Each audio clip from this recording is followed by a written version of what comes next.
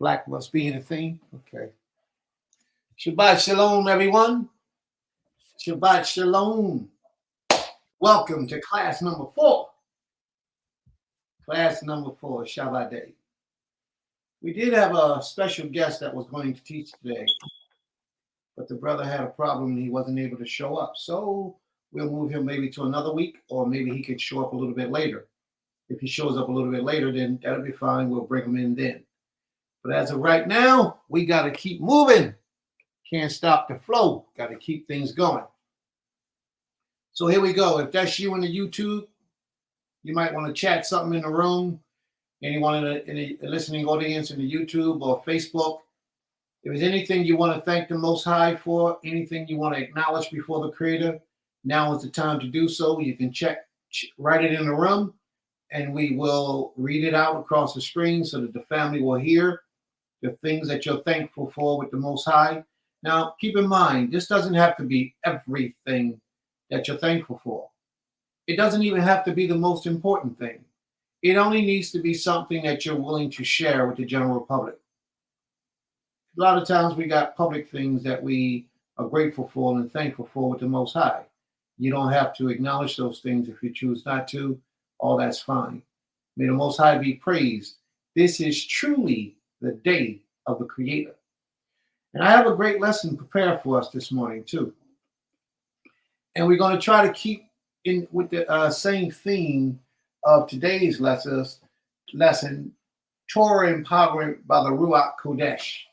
We're going to touch a little bit about Torah empowerment and how the Spirit of the Most High should be enhanced within us and how we should conduct ourselves and move. What I do know is that there's a lot of people just coming into this way of life, just learning that they're Hebrew Israelites, learning the history of our people, how rich it is, and that everybody ain't from Africa. Well, we all originate back from Africa. Life spewed from Africa, but we're here. And how a lot of our people originated in Israel. We went through the captivity and we ended up here in America. But even prior to the captivity here in America, a lot of our ancestors, Israelites, sailed across the seas and lived in Americas as well. And you find a lot of evidence of that today. You know, I once had posted where they had a copy of the 10 Commandments written in ancient Hebrew that they found in Mexico. The 10 Commandments written in ancient Hebrew, scroll, tablet, written in stone. The heads that they call, those big giant heads that they have, that they found showing ancient cultures of Black people, people of color, living here centuries before the first, as they call it, Indian ever stepped foot on this land. So this was our land even before slavery, before captivity. But a lot of people are coming around into the knowledge of who they are. A lot of people are awakening. If you have questions, if you may not be as thoroughly entrenched in this, none of that matters. If you have questions about the Israelite culture, the Israelite way, how you should be living, you have no problem. We don't have a problem. You can just chat it in the room and we'll address it and we'll try to answer your questions as soon as possible.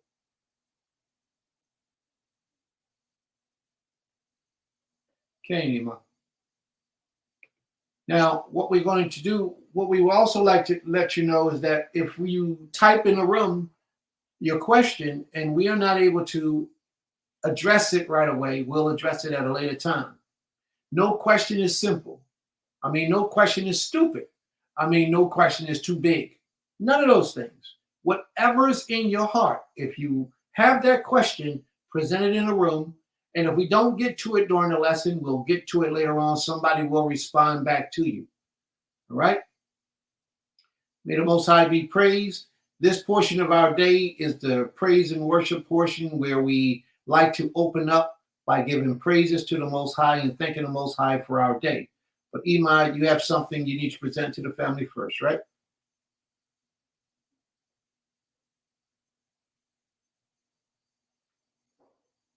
Imai?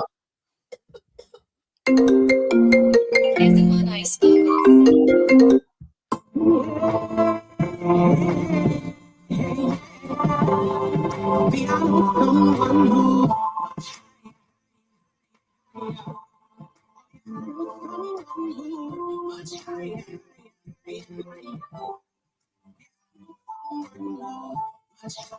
It's going in and out. When I seen wrong prospering wherever they go, envy the wicked so much that my feet were gone. But now hold on, someone I know is strong. He my rock and fortress. I put my trust in Yahweh. And you and me, that the whole world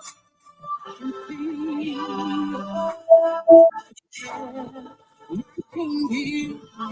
He protect us all, and he heard my call. He's higher. Is he a man to where he got a lie? Is his ear me to where he will not hear? Is his arm short to where he can see? Cast your burdens down and give them to Yahweh. And you and me, that the whole world can hear. He protects us all, and he heard my call. I used to worry about if my bills get paid. I used to worry about all of my enemies. I used to worry about if my friends were saved. But now I take my problems and give them to Yahweh. And you and me, that the whole world can be. He protects us all, and he loves.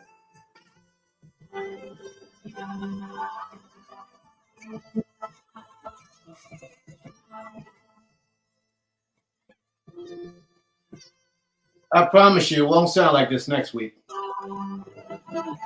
It will not sound like this next week. I promise you.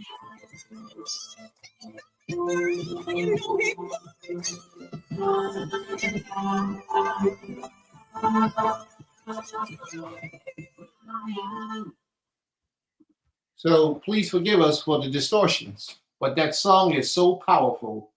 Even in the way in which it was played, we have to continue to play it. That's my niece there. She's getting it in, but she's giving praises to the King. But it will not be like that next week. I promise you. This is what we do. This is our first time doing it. It's a little distorted, but I guarantee you, the next time you hear a song next week, it will not be like that. It will come through perfect like it's supposed to. Also, I want to remind everybody that we do have a second half. Normally, our second half begins at 4 o'clock, 3 o'clock. Creator willing, it will begin at 3 o'clock today, unless we're postponed and we have to move it back to 4 o'clock because this class was so good and so interesting and so lovely and so informative and so powerful that we had to extend the time.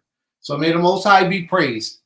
Who would like to be first to give the Most High his respects and his praise and his thanks? Who would like to go first?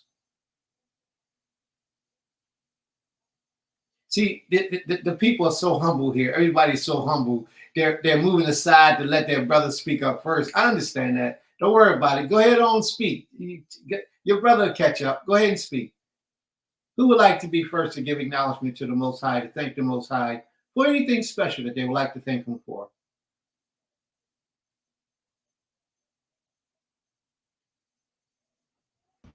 Shabbat shalom, everyone. Shabbat shalom. First, I want to give all praise to the Most High Power, the eternal power, the creator of life, the creator of us all. I want to give credit, honor, and praise to the Most High first. And then I'm just grateful for another day. You know, a lot of times we take advantage, but really don't magnify the smaller things that we're thankful for. And I'm just grateful to be living, for my body to be functioning properly. Just things of that nature. So I'm just grateful for that. May the Most High be praised. Torah Ruwah, Torah Ruwah. May the Most High be praised. Anyone else? Would anyone else like to thank the Most High for anything special?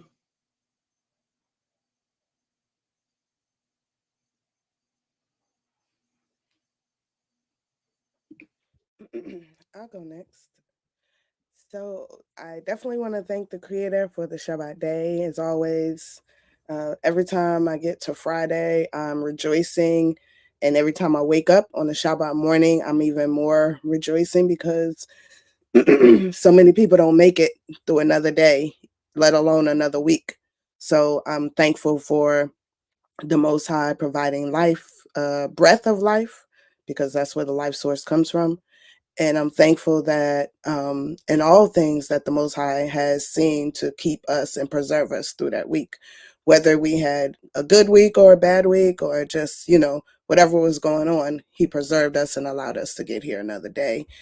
I also I'm thankful for today is my youngest daughter's birthday. 15 years ago, I gave birth to her. So I am thankful for that because that's another process that the Most High doesn't promise you life, even though you're bringing in life. So many women have lost their life, bringing in new life into this world. So I'm thankful that the Most High brought me through it. And it was a very I have 5 children, but all 3 of my daughters, each one, I almost lost my life giving birth to. So I'm thankful that the Most High brought me through each one of those deliveries, but this last one definitely. And I'm thankful that she's here with me and we're able to celebrate her life. And today's the Shabbat, so that's a blessing as well. It's always a blessing when your birthday falls on the Most High's day.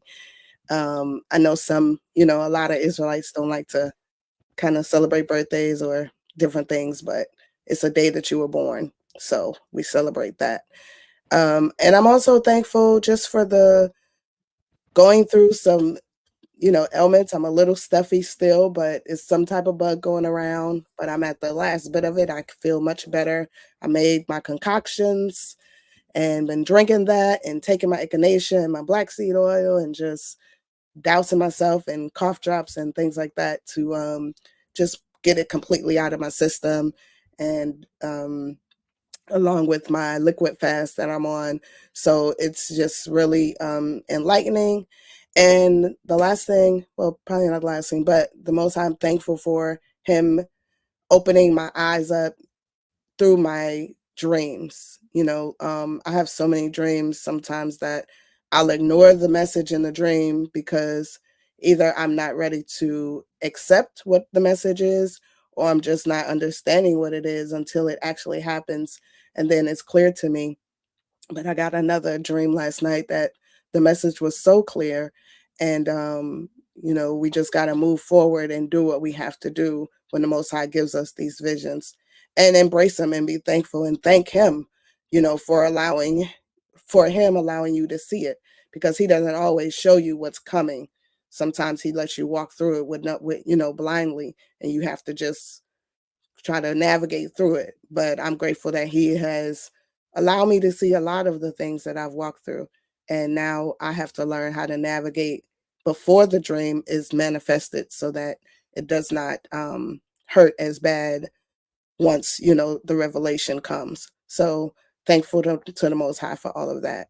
But Torah Rabbi, everybody, for allowing me to share. Shabbat Shalom.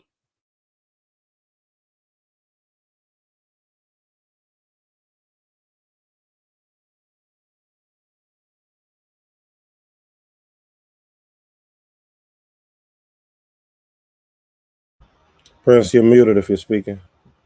Yeah. I was expecting y'all to be so intelligent that y'all could read my lips. That's what I was just playing a joke. I wanted to see. Yeah, right. I totally forgot. I was just tearing it up too. What I was saying was that you got to be careful with cough drops because a lot of cough drops have sugar in them. And sugar is one of the things that the body uses, or the bacteria that's causing the sickness in your body. It uses that as energy and food to keep the bacteria around even longer.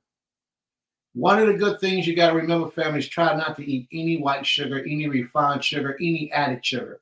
Try not to eat it because it will get into your body and it works in an adverse way towards your health.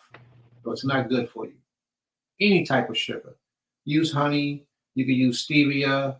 You can use, what's that other thing that y'all like to use? Agave. You can use those things, but stay away from sugar. So, Iman, you got the cough drop thing going on. Be careful and read the ingredients. Make sure ain't no sugar in it. Yeah, my Bati, Torah, I'm sorry. My Bati bought them. They did say sugar free. So she picked out some great ones. Yeah, good. All right. Wonderful. May the Most High be praised. Torah Ruwah. Who would like to be next? Who would like to? You know what, Rose? You got some in the room, right? Yeah. Shabbat shalom. So my sister Sharon Ephraim says, I want to thank the Most High for waking my entire household up this morning, able to see another Shabbat day. Thanking the Most High for sustaining and providing for my household once again. May the Most High be praised, sis. May the Most High be praised. So anybody in the audience, if you want to thank the Most High for anything, just type it in the room and we'll read it out for the family. Torah Ruwah.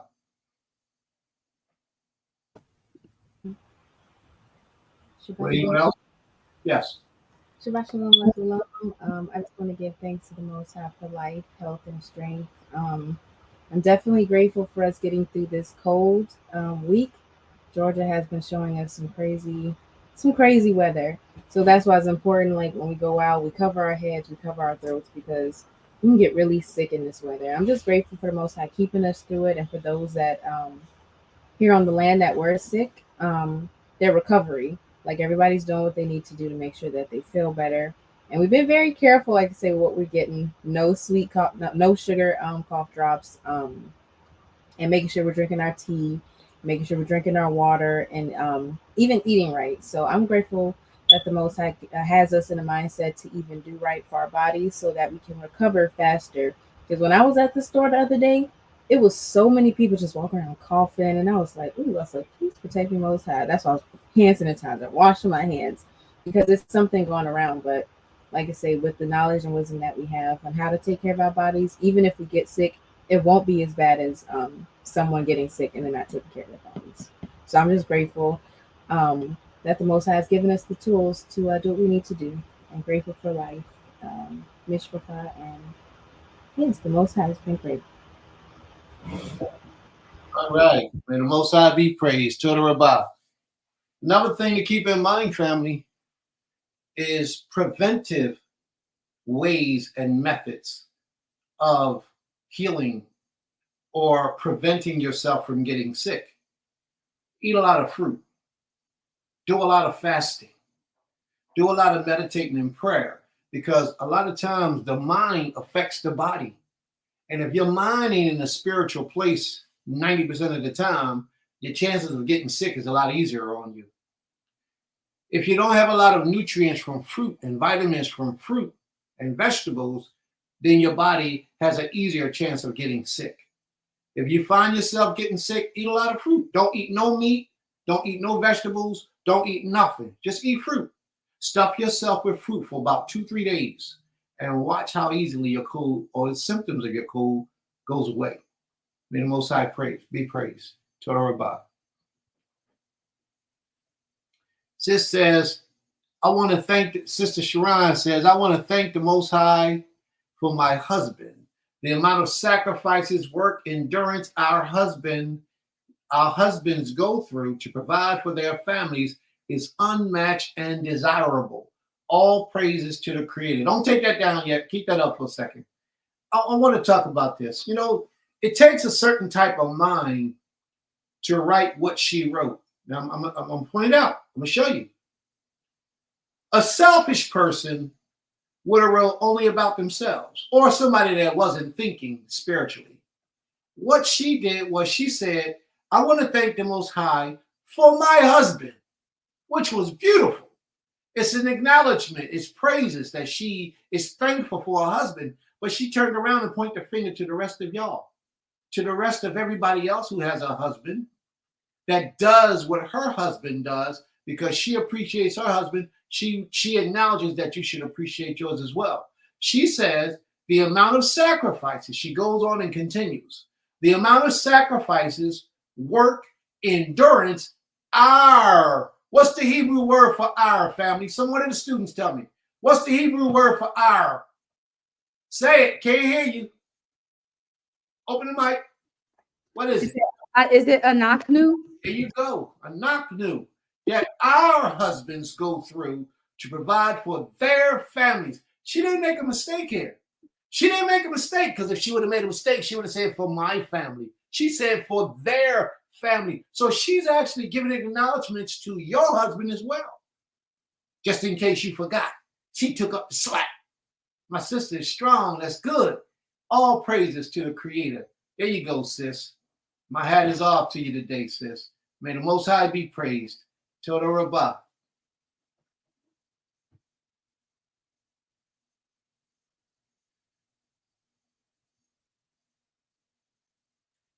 All right, family.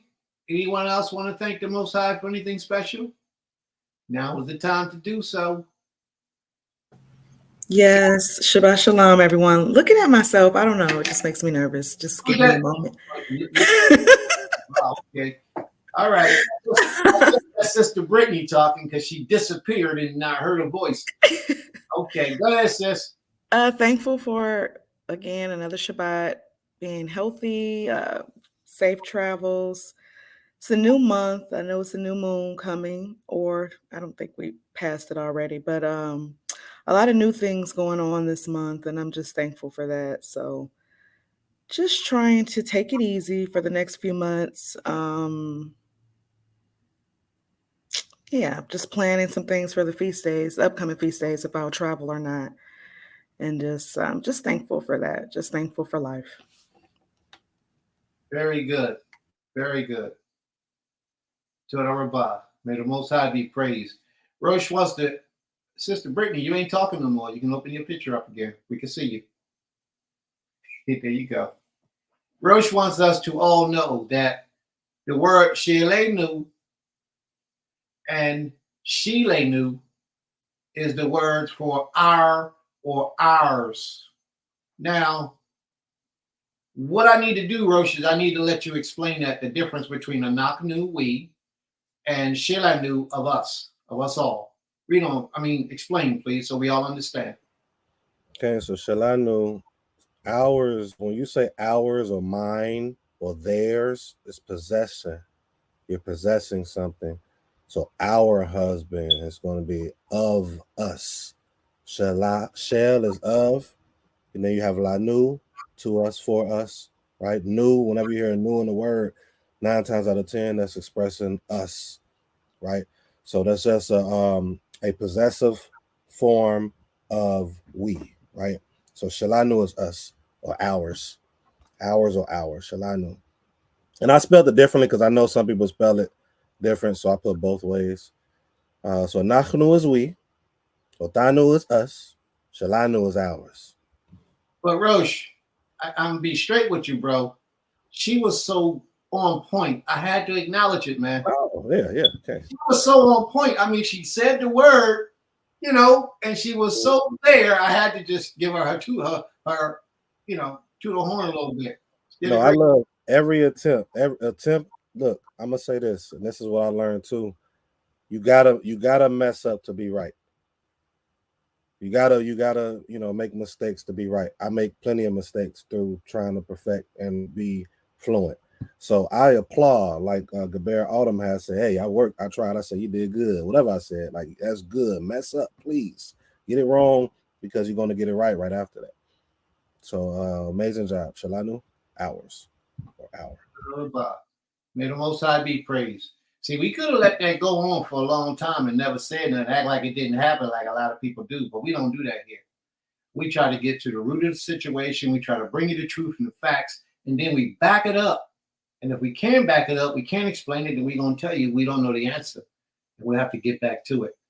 A lot of people have to be about that. And that's what this lesson is about today. when we start dealing with the Ruwah HaQodesh, the Holy Spirit, the Spirit of holiness. All right? So anyone else like to thank the Most High for anything special today? Hey, sis. Shabbat shalom, Sister Tucelia. You got your picture sideways, sis. And you on mute. Can't hear you. You're on mute. There you go. That's it. But you on mute still.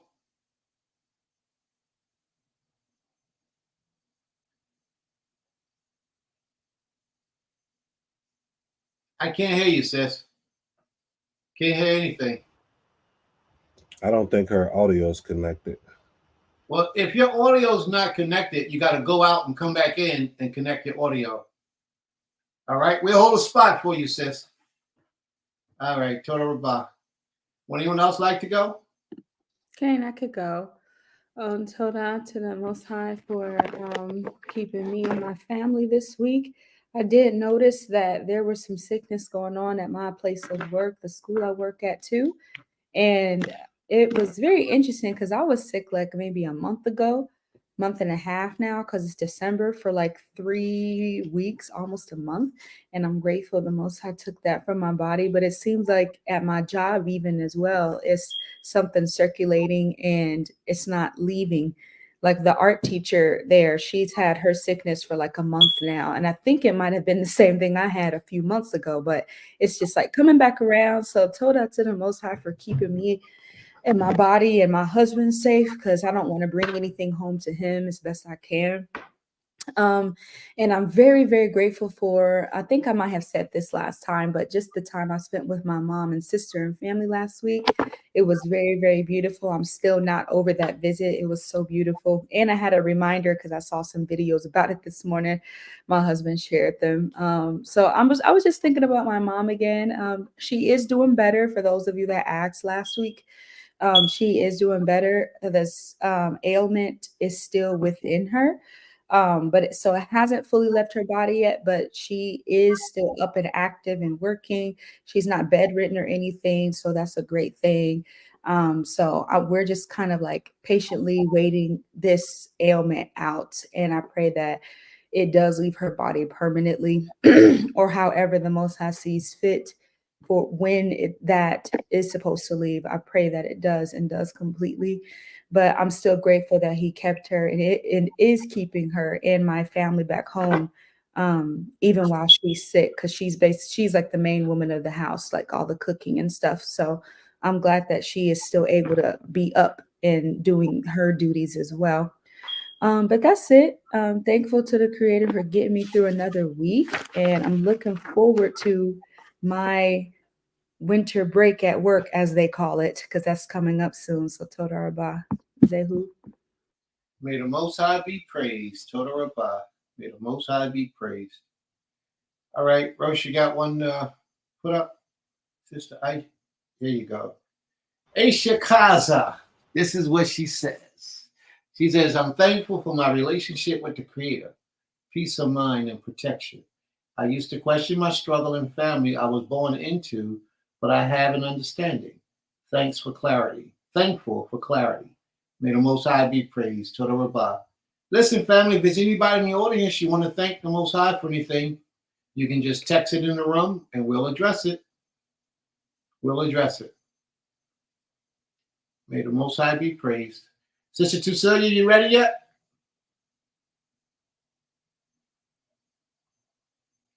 You on mute, sis. Yeah. There you go. All right, can you hear me now? We got you, sis. Got you. All right. Shabbat shalom.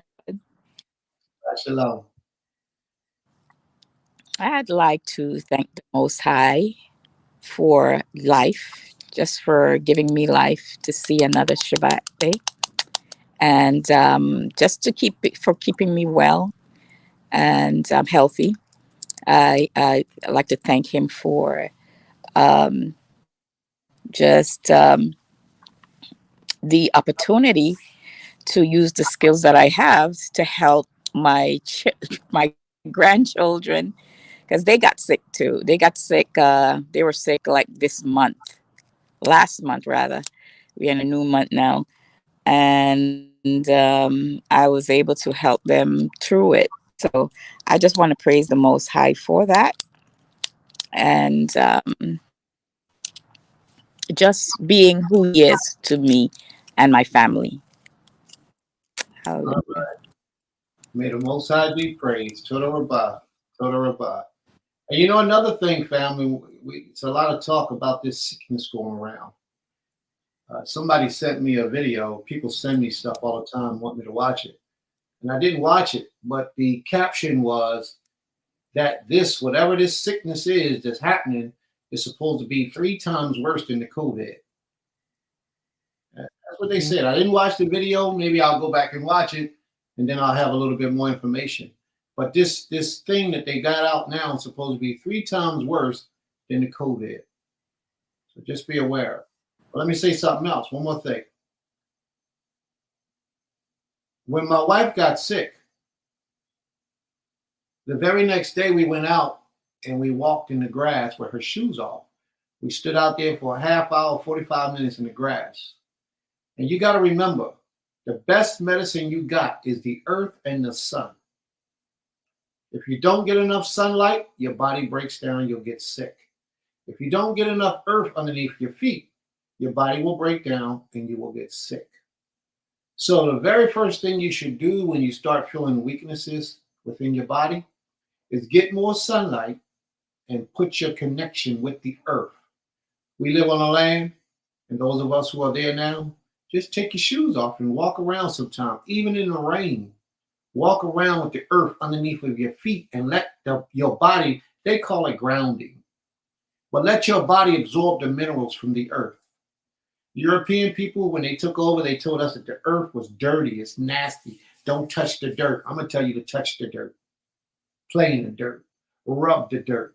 There's minerals and nutrients in the earth, let alone the magnetic field that illuminates from the earth that corresponds with your electricity within your body that helps you to be healed. You have to remember these things, family. When we came into captivity, they took a lot of natural things from us. And they replaced the streets with concrete, asphalt, and we barely touch the soil with our bodies at all. We stay in the house for many of us. We stay in the house so we don't get a lot of sunlight. Think about it for a minute. You're in the house. When you leave the house, you get in the car. Once you get in the car, you go in the place where you're going. And then once you leave that place, you go back in the car, and then you go back in the house or in another building or another structure. Like rather it's on a boat, Sister Brittany, rather it's on a boat or in a car or wherever you're at. It's always something over your head protecting you from the sunlight. And we have to get back to our natural essence. Our forefathers walked out in the dirt, the soil, the mud would get on their feet, the dirt would get on their feet was on the earth. They walked out in that stuff most of the time. And the sun was illuminating all over their flesh. So we absorb the nutrients from the sun as well. The only thing that doesn't absorb the nutrients of the sun are things that's meant to be dead. And if you absorb something from the sun and it hurts you, that means that you're meant to be dead. Something is wrong with you. Everything that has life in it absorbs the sun and transmute the sun's energy into molecular energy that we can utilize in our system. Always remember that, family. If you're feeling a little down, take your shoes off, go out in the earth, and also go out in the sun and let nature do its thing. All right? So, is there anyone else want to thank the Most High for anything special? Oh, my sister said something about, you know what? We're going to get right there. But I just read in the comments what my sister said. Gabby, I got you. I'm going to get right on you, Gabby. Thank you, sis. My sister just said it's dark when she leaves her job. Therefore, there's no sunlight out. It's dark when she leaves work. Well, let me share this with you, too. The moon has an effect on your body as well. And just because you don't see the sun doesn't mean it's not there. Okay? Its gravitational pull and its rays are still there. You just don't see it. But the moon has an effect. The moonlight talks to your soul as well, talks to your body as well, and it affects your body.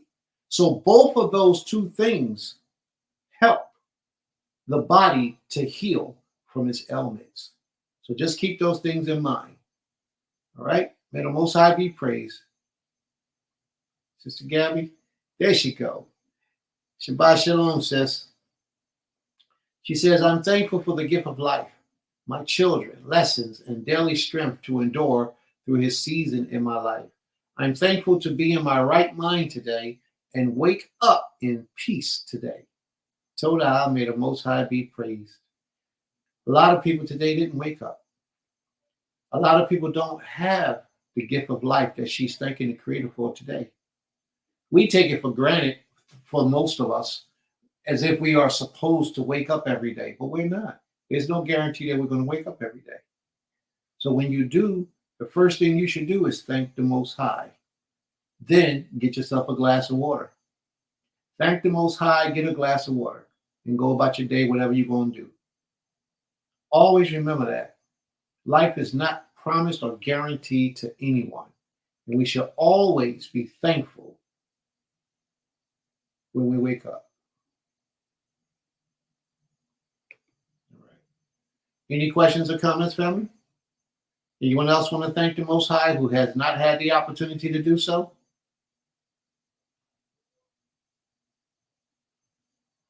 We got through this part really quick, relatively fast. It's like 11:36. What we going to do for the next 2 hours, 2.5 hours? 1, 2, 3. Anybody got any comments? Anybody know? Can I? Yes. I did want to say I'm thankful because I forgot my uncle Sekou, who has been sick. He is doing much better, and he's like in the rehab center before you go home now. And the other night, Wednesday night, I was able to go on a YouTube. They had a YouTube special for him, hosted by Black Power Media, and it was like over, I think, 800 people like just viewing the whole thing, and it was just honoring him for his sacrifices. He served 32 years in prison, about 32 years, 33, 32 years in prison for the liberation of our people, and he was in prison for allegedly liberating Assad Shakur from an all-male prison. And the fact that he's still alive today, and just seeing all those people, the powerful words, the messages, it's a fundraiser for him, and allowing people to be able to know his story and see his story and all his children that were present. It just reminded me so much of what we have so much to be thankful for. um, and how so many people sacrifice a lot, and we don't even know that they're sacrificing, and the families that sacrifice because the parents decide to sacrifice. And so I was just thankful that he was able to have that moment, to be honored. And and the beautiful thing for me was it was so many of his comrades that were on trial with him. My father, Sundiata Akoli, who was just free from prison, and he served over 40 years. And it was just a beautiful moment. Um, and I think, if anybody want to go see it, it's on YouTube. And if you look up his name, you can see the whole presentation. But it was so many Black Panther comrades on there together, like OGs. It was powerful. Like all of them that were together were on that call together, and they all presented and talked about their brother. And it just showed me, like last week we talked about brotherhood and how powerful it is. And I'm just thankful that I have seen so much brotherhood in my life. So I know sometimes we look and we're like, oh, nobody, there's not there. But I think a lot of times we have to go back and talk to our elders, even if they don't walk the same walk we walk. Talk to them for wisdom and help so that they can help you visualize what you're trying to visualize.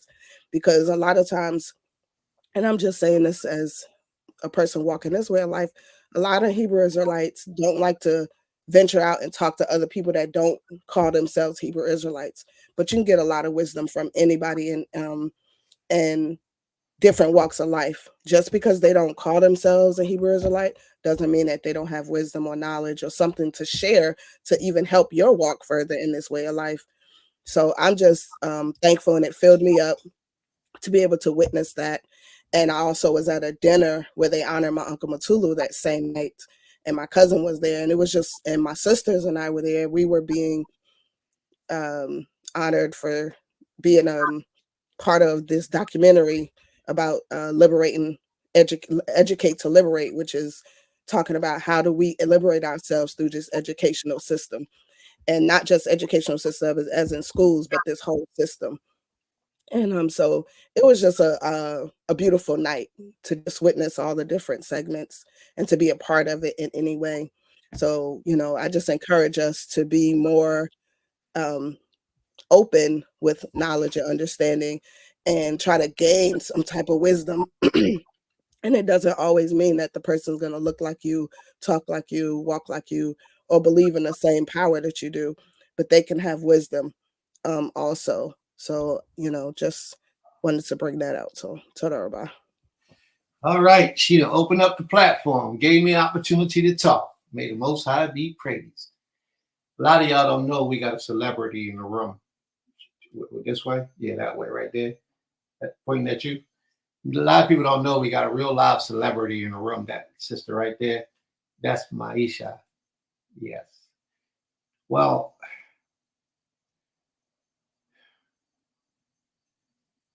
she touched on some things, man. Like there are a lot of people that are alive and that was alive that paved the way for us and are still fighting the fight that we would never even know of to make life easier and simpler for us as a people of color, first of all, as a people of color.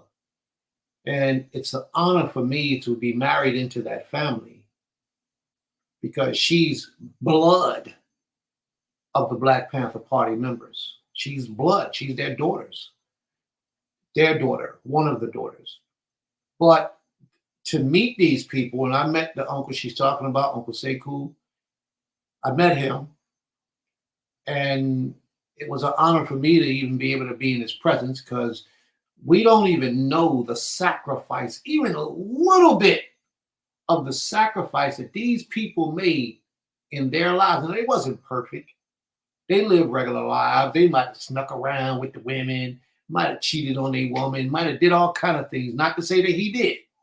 I'm saying that to let you know that they're normal people, but yet the life that they lived, the sacrifice that they made in their lives to fight for the liberation of Black people in America was unbelievable. The movies you see don't even, when I sit down and talk to some of these men, because I value that when I come in their presence, I value that and I honor them to that degree. They were men of honor. And that shows that they're still here today. But the sacrifices that they made, the things that they made that they went through, a lot of us couldn't even imagine. Like, for example, he was in jail, she said, for approximately 32 years. Kept his mouth shut, did what he had to do, sacrificed, came out, and picked up the torch where he left off at. A lot of us, 32 years would change us. We wouldn't even be in this. We'd have stopped doing whatever we was doing before we got arrested, but he didn't. So my hat is off to those type of men. Her father himself, she come directly from her mother and her father were both Black Panther Party members who sacrificed their lives so that we could do what we're doing right now. So it made a difference. It made a difference. And no matter if you know them or not, we should honor them and thank the Creator for their lives because they helped us indirectly to be able to do a lot of the freedoms that we have today. They were revolutionaries. They were fighters. They was about it. I mean, if they had to rob a bank to support the cause that they had to do to feed the children, to clothe some people, to house some people, then they robbed the bank. And y'all might look at that and say, oh, that's so gruesome. Let me tell you something. You got to do what you got to do in a time of warfare. And that's real. A lot of us, we've been westernized. We don't realize what it's about. Remember the scriptures in Dawid? When the enemy had Dawid outnumbered, what did he do? He acted like he was crazy.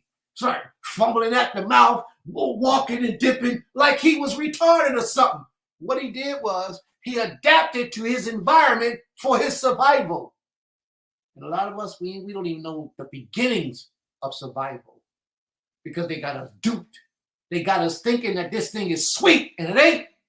So my hat is off to them brothers that was about it and lived about it no matter what they had to do. Did you hear what she said? He was accused of breaking a sister out of jail. How many of us will go to that length for our people today? How many? None of us. Stop playing, Israel.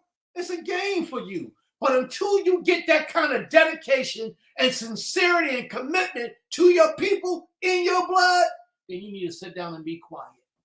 Don't say anything to anybody about anything. Because a lot of our people are suffering today. A lot of our sisters ain't got nowhere to live, ain't got no man helping them, and they want the help. They want a place to live. And what do? You turn your backs, you laugh at them, you talk about them, and you don't help them. A lot of your brothers ain't got nothing to eat. What sacrifices are you doing to feed their children and to feed them? What are you doing? What you do is you get richer, richer, and richer, and you throw them a crumb. Here, a little bit of something. You come work for me and help make me richer, and then we'll be all right. As long as you can profit from your people, you cool with your people. But how often will you give a sacrifice of your own to feed somebody that you don't even know because they're Hebrew? Other than that, you playing games, bro. Sis, y'all playing. I'm sorry, it's just the way it is. If you're willing to die for what you say you're about, then we cool. You my man, you my sister. But I've come to learn that a lot of people are not really willing to die and make that sacrifice for what they say they about. Her people, right there, her people, they made that sacrifice. So it's in her blood. A lot of the things that she do, I know the average woman wouldn't do. I already know. So I know the jewel and the treasure I have within her. I know what she's working with. I know how she's built. And a lot of people, y'all might say whatever y'all want to say, but that woman right there, she's about it. Ain't nobody perfect. Yeah, one of them ways. Ain't nobody perfect in this walk. We all got our errors and our faults. But when you find that you got that error, you're supposed to capitalize off of it and get it away from you and get better and stronger and do more. But Israel, we gotta wake up. Today's lesson is going to be about that too, about that Ruwah HaQodesh, because you can't do it without that spirit. You could talk the talk. Let me tell you something. They will find that you are not who you're supposed to be because they will know when you're faking. You can't fool somebody that's really about it because when they really need you, you got to come up. You got to stand up. You got to be there. And you got to meet the challenges. Like right now, I was watching a story the other day, a news clip about this woman and she was out with her husband and a dude came up and stuck him up and he ran and left her. That was her husband. He ran and left her. But she always thought he was so macho and so, alpha male. He showed his true colors when he left his woman behind. That's not how we're supposed to do this, family. That's not how we're supposed to do this. So we're going to get back to the lesson of today. All right? May the Most High be praised. Oh, I got to give the Most High some acknowledgement too, right? Sister Tucelia says the Creator's ways are not man ways. We are only limited to our own experiences. He uses whom he uses. Absolutely.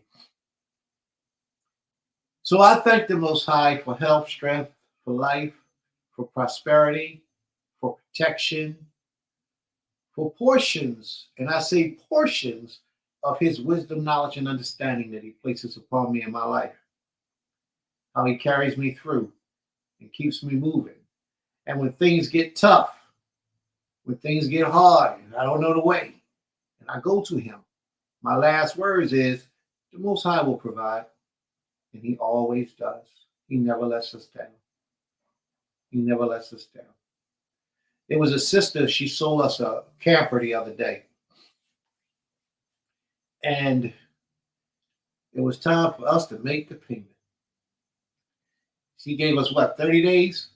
What she gave us, 30 days? And we broke. We ain't had no money. We were broke.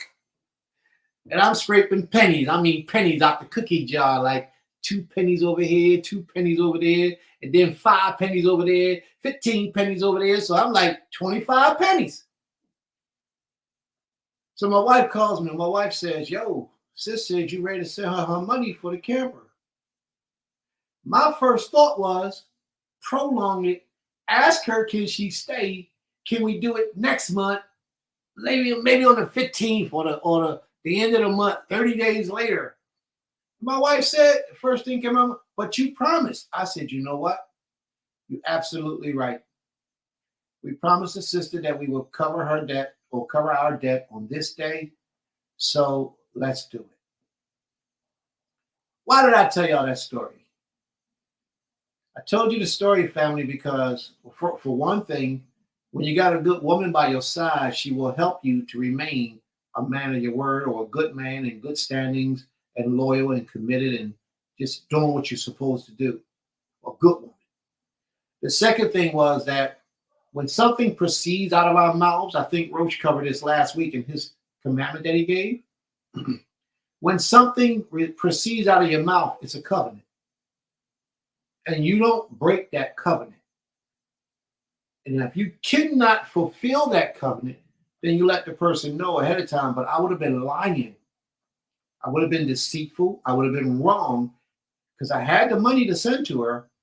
I just had to make that sacrifice and give her those 25 pennies. Because I wanted to take my 25 pennies and put it somewhere else that I would have got a little bit of pleasure from, but that's not how it goes. I owed her. I told her I would pay on a certain day, so I had to fulfill my covenant. So brothers, sisters, what I'm trying to say is when you tell somebody you're going to do something, do it. If you owe somebody something, pay them. Pay them. Honor your word. Stay strong before the Most High King.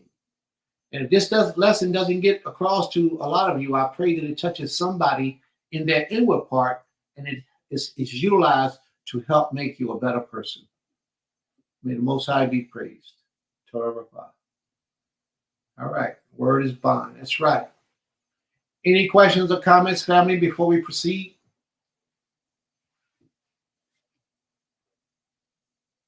No questions or comments? All right. Now, I'm going to be... Well, I did have a comment, but it was off topic. Go ahead, sis. You got it. Take the floor. I guess within the last week or so, we've seen a lot of headlines in the music industry, and just it's been coming out in a lot of different ways about the abuse that's going on. We talked about it amongst children, women, men. A lot of things are being exposed and brought out.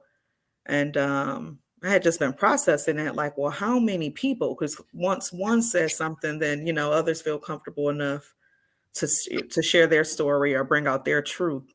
And it's happening everywhere within the religious organizations where people feel they should be safe, schools, within the households. We spoke on this once before, and it's just getting heavier and heavier. And I just wanted to mention that because it's like, how do you protect the children, protect the women, the men? I don't know. But it's being exposed in every realm, seems like. The Most High in the book of Ezekiel, the 11th chapter, said that he will be a small sanctuary to us in the land of our captivity. The Creator says he will be a small sanctuary to us in the land of our captivity. And that means that we are supposed to return to the Most High and serve him. Now, what does that mean for us, the adults in this situation, trying to protect our children? We have to be cognizant of the environment we put our children in. We got to be cognizant of the schools we put our children in, the television shows that we let our children watch. We have to be thoughtful about everything that we do. So, sis, if you're trying to protect children, first thing you want to ask is, what kind of environment are they coming up in? Is it an environment with people who are like-minded for the elevation of the child? That's part of our issue. We live in neighborhoods where people are, the man next door is a rapist. The one down the street is a liar. The one 2 doors down from him he sell drugs and weed, and all types of evil and negative spirits are being generated right in the proximity of your child. And your child goes to school right around the corner where the teacher himself is taking pictures of them and selling them on the internet. You see what I mean, sis? So now, what type of environment are you raising your children in? That's why we got that land called Beulah Land. Beulah Land is a reality. It's 110 acres of land that we extend to the Israelite community. See, we already saw the issues, and we try to do things to prevent it before it happens. So we gave our people a place. We got to come, if they're in need, they can call, and we'll provide them whatever we're able to provide them with. But they themselves must be of a certain mindset, because if they're not, they won't be welcomed in. People get an interview before they come. Pass or fail, you'll get a response. If your spirit is not right, we don't want you. We don't want people that's abusive to drugs, men that's abusive to their women, women who don't know how to be feminine, who don't know how to be women, who don't know how to be mothers, but yet they got 2 and 3 children. We don't mind if you don't know, because we'll try to teach you. And if you're resistant toward that education, then we can't help you. But we will do our best to provide for you if we're able to. What am I saying? I'm saying in the Hebrew community, because so many people talk about it, but very few people are really about it. Well, we really about it. In a Hebrew community, your child will have the opportunity to grow up in an environment with people who really fear, serve, and desire to be obedient to the Creator as they can, as you are, and as you should be. So with that in mind, sis, if we can extend that to more communities within America, because we're in the land of our captivity right now. So if we can extend that type of mindset to more communities where we all work in unison together on one accord, then we can help each other, we can help the children, and the future will be greater, because we will be raising children that's more beneficial to the future of the world, not just for the Israelites, but for the world. If you have a child and your child learns self-defense, your child learns how to speak 4 or 5 languages, your child learns music, your child learns strategic thinking. See, these type of things are important. Now, and your child also learns how to take care and provide for themselves. Now, out of those 5 things that I said, how many things do the average child today knows? Some of them might have 1 or 2 of those things, but the majority of our children today do not have at least 4 of those things. You know why they don't have it? Because we don't teach it. You know why we don't teach it? Because we don't know it. ¿Tú hablas español? Anybody? ¿Tú hablas español? ¿Ata mira be'ivrit? ¿Ata mira be'ivrit? ¿Tú parles français? ¿Tú parles français? You see what I'm saying? That's just 3. Now, if I say it in English, that's 4. How can you go? We need to learn these languages. Japanese, Chinese, Spanish. We ain't all got to learn it, but at least our children can be learning these things. It sharpens your mind. It just makes you a different creature. When you know how to speak the language of other people. Not only that, when you know how to think strategically. The average child doesn't know how to think strategically. They want what they want when they want it. That's it. They don't think strategically, like planning for tomorrow and how to get there. The average adult don't think these ways because they didn't teach it to you, so you don't teach it to your children. You're a product of the environment that you came up in. So, sis, in a nutshell, to answer your question, we got to start with our youth. But first, we can't teach our youth anything if we don't know. We were in class today. I asked a question. I said, how do we say we in Hebrew? And I said, us. I said, us.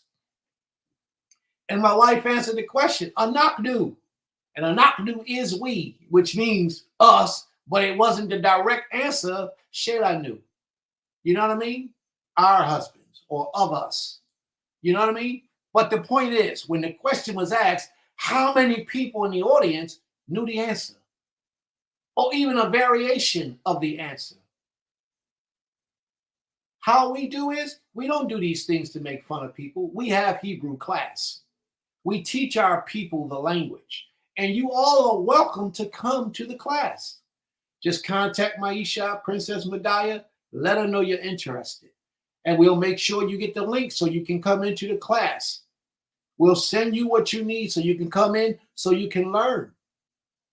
And in the future, we'll be able to get more classes. We'll get brothers who know strategic thinking, strategies, and things of that nature. We'll get people to enrich our minds with things so that we can grow. So that we can grow as a people, so that it will trickle down to our children, so that they can grow as a more powerful people. Rose says this all the time. Prince, I'm standing on your shoulders and all the other great men that went before me. And that's what he's supposed to do, because I'm standing on the shoulders of the men that went before me. So if I'm standing on their shoulders, he's standing on my shoulders, who's going to stand on his shoulders? And if he got all this, how much more they going to have? You understand what I'm saying to you, family? That's what this is about. But too many of us, we get wealth, we get the knowledge, we get the wisdom, and we hoard it to ourselves as if we're great. And we look down on others. We talk bad about others. And we don't give others the up hand to help them to get where we are. We don't do that at Beulah Land. We try to make and empower each and every one of us to be greater than what we are. You got to want more for your brother than you want for yourself. You got to want more for your sister than you want for yourself. And you definitely got to want more for your children than you ever had in your life. And we're not talking about just finances. The ability to be a great asset to the human nature, to the human mankind, to the human earth, to the population of the world. Raise your children to be an asset to that. So, sis, your question, the answer is simple. If the adults are really serious about making a better life for the children, they got to start with themselves. Because if your mind ain't thinking right, how you going to know to put your child in dance? How you going to know to take your child and get them a math tutor? Math is the key to life. Everybody should love and be in love with math. Most of us don't like it. We can't stand it. We do the easy things in the easy way. Challenge yourself. Challenge your children. And raise them with the capacity of competing always. What I mean, competing always. Always in competition, because they are supposed to outdo us. Humble spirit, but a competitive spirit, where he's not going to let the guy in his class get A's on all of his tests and he's satisfied with a C or even a B. That's not how we raising our children. We got to raise our children to be the very best of whatever they do, the very best. And let them know if they fail, as long as they're trying with all that they got, it's okay. Just give it the best you got. And as long as you give it the best you got, it's okay to come in second or third or even last or not even to finish. But as long as you gave it your best, always give it your best. So sis, if we do that, then we'll raise competent children. We'll raise children that will be a great asset for the future of mankind. And that's the type of mindset we have to have. It's easy to teach your child aggression. It's easy to do. And in order to do that, all you need to do is let them go and be in the streets. Let them be a part of civilization in the world. He will learn aggression, or she will learn aggression that way. But if you want to make your child of the elite, what you have to do is you have to teach your child how to be humble, how to share, how to be, what's that word? When you put yourself in a position of somebody else, empathetic. He has to be. He doesn't always have to show, or she doesn't always have to show how strong they are, how they can overrule and overpower somebody. They don't always have to show that. And that, in fact, it's not a good thing to show at all. But show how you can help somebody. Show how you can love somebody without even saying, I love you. Show them that. Teach them how to do that. Because the world has abused the word love. But the actions of love, the world has not abused. The word love, they have abused it, castrated it even. But the actions of love, you can't even find it. It's so difficult to find. And when you find it, it's hard to recognize because you're not used to it being in your life. You think this person's a simp or weak, or they're trying to use you for something. And really what it is a demonstration of pure love that you've never seen. So you thought he got to be an ulterior motive to it. Teach your child what it is and how to really demonstrate it and how to be it. And if your child learns that, your child will take it somewhere and demonstrate it to people who are worthy of that. So if you want to know how we really can help these people, we got to first help ourselves. We got to change the way we think. We have to. Because if we don't, we're going to be in the same situation from generation to generation to generation, over and over and over. And if you ain't a part of that clique, they're going to ban you. And even when you're a part of that clique, even people in that clique is going to fall apart because don't nobody really know what love is. They don't really know what it is. And another thing that they abuse, sis, and all this is important and relevant to your question and your concern. Another thing that they use and abuse, sis, is the word brother. You my brother, you my sister. And they don't mean it. They don't know what that means. They don't know what true brotherhood means or true sisterhood. Shit, I'm going to talk about some people I call sister just recently, and showed me I wasn't their brother. For real. So I had to back away. I gotta, because once somebody show you who they are, what that says, Ima? What that say, Ima? Once somebody show you what they are, who they are, believe them. Just accept it. And if you got to count as a loss, count as a loss.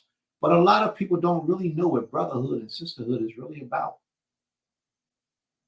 Hopefully in today's lesson, we'll cover some of that. Because with the Ruwah HaQodesh, the real spirit, the real Holy Spirit running through your blood, you know how to treat your brother and your sister. You know how to be a brother and a sister to those you're supposed to be a brother and a sister to. When you got a difference with your brothers and sisters, y'all supposed to talk. Y'all supposed to handle it. And don't leave the room until you come out with an agreement. And once you give your word to your brother and sister, you do everything in your power to fulfill that. Everything in your power to fulfill it. A lot of times your brother will need or your sister will need, and you only got 5 of those things, but you need actually 10 of them for yourself. But your brother or sister may need, and because they need, you'll give them your 5, and then you go out and borrow 5 and give them that 5 too. They don't need to know you broke. They don't need to know you don't have no more. They don't need to know that. All they need to know is that you was there for them. That's what true brotherhood and true sisterhood is all about. But we don't know that. You know why we don't know it? Because we wasn't taught it. So therefore, we get questions like what you're bringing about, sis. How do we help the children to prevent from anything horrible happening to them in their lives with all this evil It's wickedness that's out here in this world. What we got to do, sis, is we got to start with us. If you call yourself my sister, prove it, because I don't accept words no more. If I call myself your brother, I have to prove it, because you shouldn't accept words no more. Words don't mean nothing. Nothing. It's all about what the person shows with their action. Because a man will tell you he loves you. He'll tell you whatever he needs to get what he wants from you. And the moment he gets what he needs, he's gone. Not a man, but a male. Because a man is going to honor his word. A male will tell you whatever they need to tell you just to get what they want. Then they're out. Same thing with a female. She'll do the same thing. She'll ride you all day, all night. And the moment she get what she wants, she out. And you say, well, I thought we were sisters. Oh, girl, get out of here. Was you my sister with me doing this and that? Come on now. If we brothers and we sisters, that's for life. You don't play with that. That's for life. It's for better or for worse. It's the best marriage there will ever be. The best marriage. And it doesn't involve sex. So I'm going to leave that alone for now. All right. So, sis, any comments or any questions about anything you heard? No, just that's about the best answer I've heard for how we're going to do better with the children. Have to be with us. Got to start with us. Got to start with us. May the Most High be praised. Torah. All right. Yes, brother Rosh. Shalom. I did have a comment earlier. When you were talking about words and being intentional and just being, our word is bond. That was my comment. Word is bond. And I was just thinking about it because today when I got up, the verse or what I was reading from on my Shabbat meditation was Tehillim 15.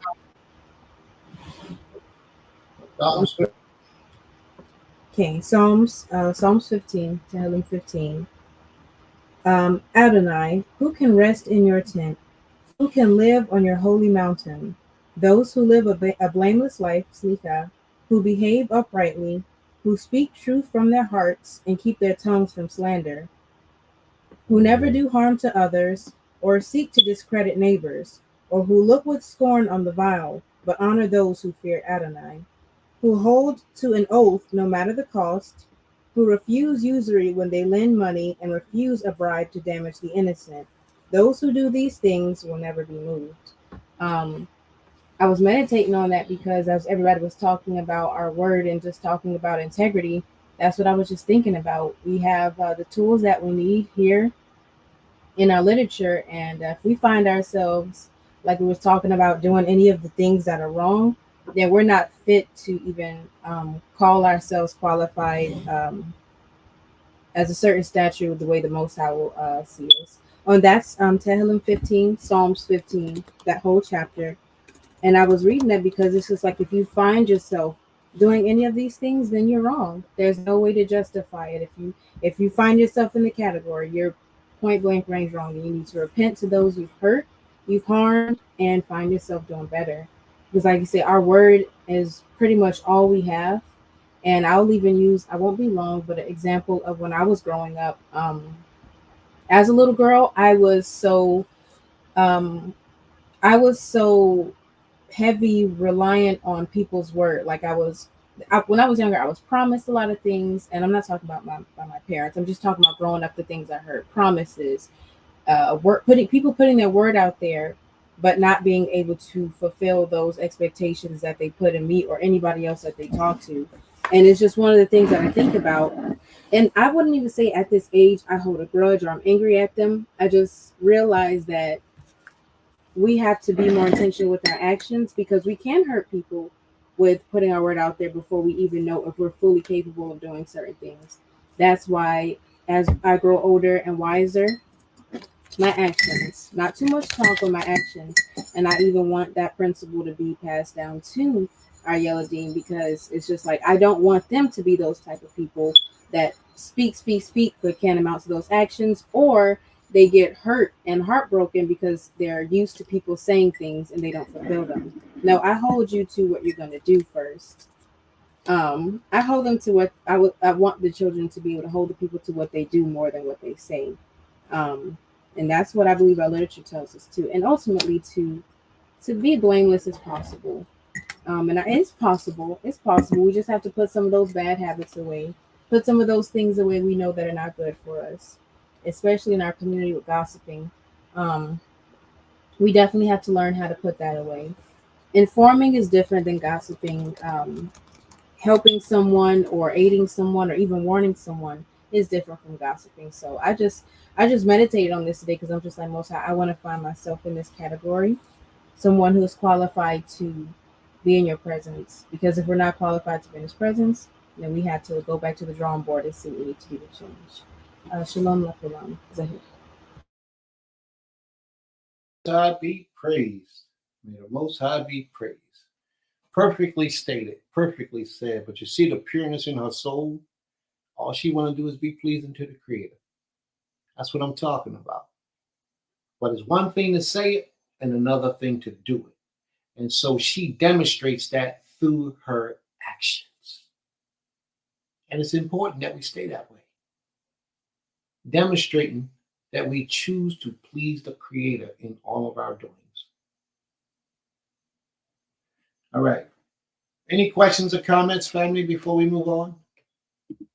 Kane, I have two thank yous to read. One from Zaquena Laurel. Her comment is, Total Rabbah to the Most High for bringing me through safely. So happy to be here with the family. Shabbat Shalom. And then the next comment is from Sister Selena, who she wasn't able to comment on YouTube for some reason, but she said she's thankful to the Most High for life, for her husband, family, blood, and not. And she said, I'm thankful the Father allowed for us to know each other to keep us accountable. So, Zehu.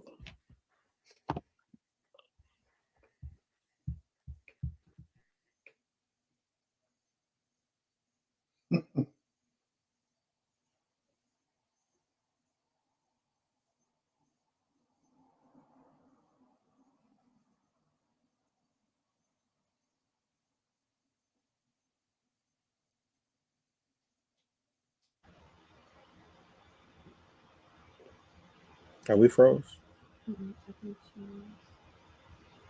Prince, you froze?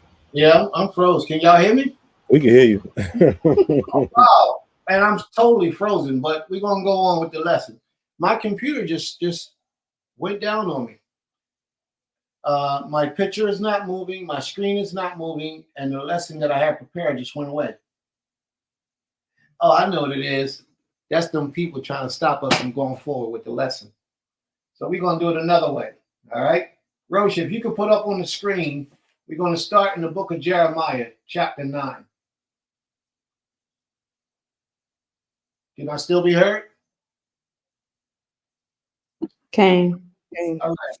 We're going to start in the book of Jeremiah, chapter 9. I don't know why this is what it is, but what can I say? You said the book of Jeremiah, chapter 9, correct? Yes. Yeah, my screen is totally gone. I don't have any control over my screen. My mouse is not showing up.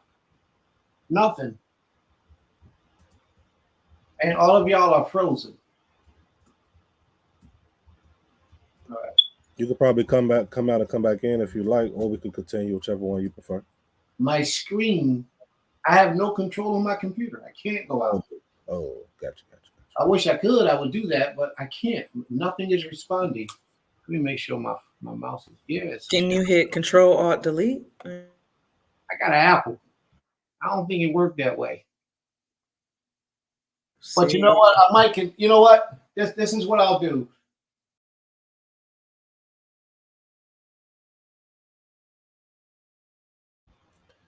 All right. In the meantime, what we can do, if you want, Princess, we can play some music just until he comes back in, if you all like.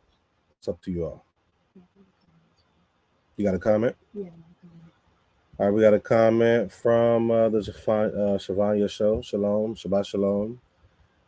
It says, Shabbat Shalom, thankful that we made it home safely from Georgia. Thankful to be able to fellowship with you all. All right. With the Hebrew spelling.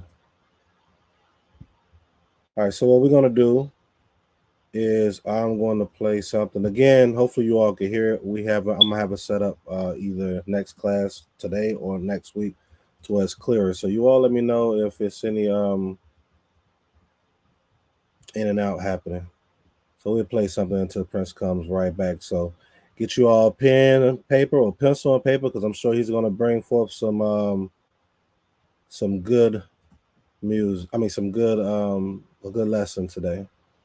All right. I'm going to play something. They don't wanna see me make it. They just wanna see me ache. I ain't folding, I ain't breaking. No pressure, no pressure. It ain't no pressure to me. No pressure, no pressure. It ain't no pressure to me. No pressure, no pressure. It ain't no pressure to me. No weight on my shoulders, back against the wall. I gotta show my sons the way that they should walk and make a way. I gotta make a way. I keep the healing. It ain't nowhere safe to stay. Pray for me. Somebody pray for me. I chose my walk. I'm gonna stick to it faithfully. Bossing up. They say I've been bossing, saucing up. I've been down too long. And just ain't the way for me. Switch it up.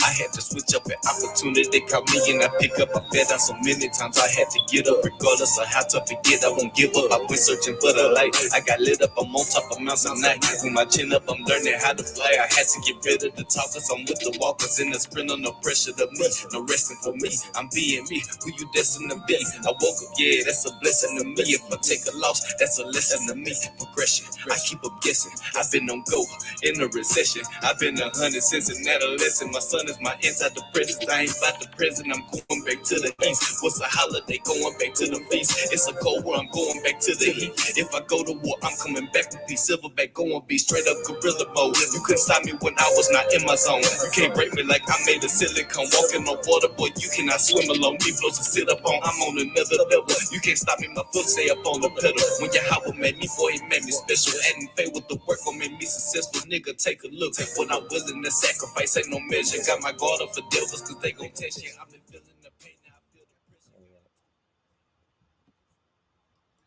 All right, you all, we're going to go ahead and get started on the reading. I didn't want to stop it abruptly, but I just wanted to, hopefully you all could hear me. We're going to start reading Jeremiah 9. Hopefully Prince will come in, so he wants us to read that as he's getting that situated. All right, so let me pull it back on the screen for you all to see it as I read it. And I played that song because it was a question asked, and one of the things that was Moy Maccabee. He was speaking on his children or his child, and I kind of related a little bit to what you all was talking about, so that's why I played it. Let's go ahead and get started. All right. And Jeremiah chapter 9, Yirmiyahu chapter 9 starts by saying, verse 1, "Oh, that I were in the wilderness, in a lodging place of wayfaring men, that I might leave my people and go from them. For they are all adulterers, an assembly of treacherous men, and they bend their tongues, their bow of falsehood, but they are not valiant for the truth upon the earth, for they proceed from evil to evil, and they know me not, says the Most High. Take heed every one of his neighbor, and trust not in any brother, for every brother acts deceitfully, and every neighbor goes about with slanders." All right. I want to stop there. Princess, if you can let me know when he comes on, or when you want me to stop, because I can't see you all as I read this. Okay. You know, I don't know if he wants me to continue reading. I do have a comment about this part. I will say this: always remember context, history concerning what's happening with the prophet and who he's speaking to. That's all I want to say until Prince return. Context, history. Always remember that, because a lot of us, we take scripture and we attach it to every one when it's a context behind it. All right. Verse 4. And they deceive everyone his neighbor and do not speak the truth. They have taught their tongue to speak lies and weary themselves to commit iniquity. The habitation is in the midst of deceit.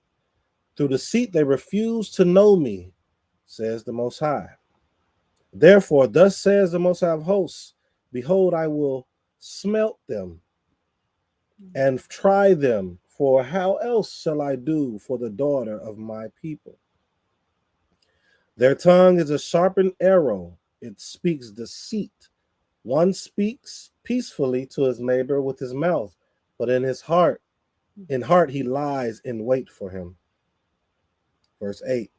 Shall I not punish them for these things, says the Most High? Shall not my soul be avenged on such a nation as this? For the mountains will I take up, a weeping and wailing, and for the pastures of the wilderness a lamentation, because they are burnt up, so that none can pass through them, neither can men hear the sound of the cattle. Both the birds of the heavens and the beasts are fled, they are gone. And I will make Jerusalem heaps, a den of jackals, and I will make the cities of Yehuda desolate, without inhabitant. Who is the wise man that may understand this? And who is he to whom the mouth of the Most High has spoken, that he may declare it? Why does the land perish, and is burned up with like a wilderness that none passes through? And the Most High says, because they have forsaken my Torah, which I set before them, and have not obeyed my voice, nor walked therein, but have walked after the stubbornness of their own heart, and after the Balaam, as their fathers taught them. Therefore, thus says the Most High of hosts, the Elohim of Israel, behold, I will feed them, this people, with warm wood, and give them water of God to drink. I will scatter them also among the nations, whom neither they nor their fathers have known, and I will send a sword after them, till I have consumed them. Thus says the Most High of hosts, consider and call for the mourning women, that they may come, and send for the skillful women, that they may come, and let them make haste, and take up a wailing for us, that our eyes may run down with tears, and our eyelids gush out with waters. For a voice of wailing is heard out of Zion, or Zion. How are we ruined? We are greatly confounded, because we have forsaken the land, because our dwellings have cast us out. Yet hear the word of the Most High, O you women, and let your ear receive the women of his mouth, and teach your daughters wailing, and everyone her neighbor lamentation. For death is come up into our windows, and is entered into our palaces, to cut off the children from the streets, and the young men from the broad places. Speak, thus says the Most High, and the carcasses of men shall fall as dung upon the open field, and as the handful after the harvester, and none shall gather them. Thus says the Most High, let not the wise man glory in his wisdom, neither let the mighty man glory in his might. Let not the rich man glory in his riches. But let him that glories glory in this, that he understands and knows me, that I am the Most High, who exercise faithful love, justice, and righteousness in the earth. For in these things I delight, says the Most High. Behold, days are coming, says the Most High, when I will punish all the circumcised with the uncircumcised, Mitzrayim and Yehuda, and Edom, and the children of Ammon, and Moab, and all the desert dwellers that have the corners of their hair cut off. For all these nations are uncircumcised, and all the house of Israel are uncircumcised in the heart. All right, I think Prince is back. Let me pull this down. He's still loading. So I'm not going to say too much because I know Prince is going to bring out something heavy. But I do want to say this is interesting because when Gaber Brittany brought up that question, a lot of this touched it. But there's Prince right there. So I'm not going to say anything. Prince, you ready? Atamuka? Yeah, go. Say what you want to say. I'll be right in. Okay. My computer is still uploading. Let's sit there. Won't say too much, but I will say it's interesting how you came to this verse. I'm not sure if it was even before Gaber Brittany brought that question out, before you expounded on it or not. But it's interesting how this touches on all of what you was kind of bringing out. You know, that's all I really wanted to say. I was just trying to kill some time until you came in. All right, my computer is still not responding. It's just going to be a few minutes until it fully gets back in place. But what you have, did you get down to the bottom? Okay, and I got down to the last verse 25 in the chapter. All right. Well, I prepared a whole lesson for this. Oh, looks like it's ready. Hold on. Mm-hmm. Excuse us, everyone. A little technical difficulties, but we appreciate you all standing by because I'm sure there's about to be some powerful things said that you do not want to miss. So we appreciate you all for tuning in and sticking with us. It seems like they do this to us every week. It's not good. We got to complain to them. Mm-hmm. I think they want me to buy a new computer. That's what I really think. Should I go back up to verse 1, Prince? Oh, yeah. We're going to start at verse 1. Definitely. It's going to be a good lesson, I believe. So get your pens, your paper, your notepads. And also remember, family, you can comment along the way because we're going to get into this.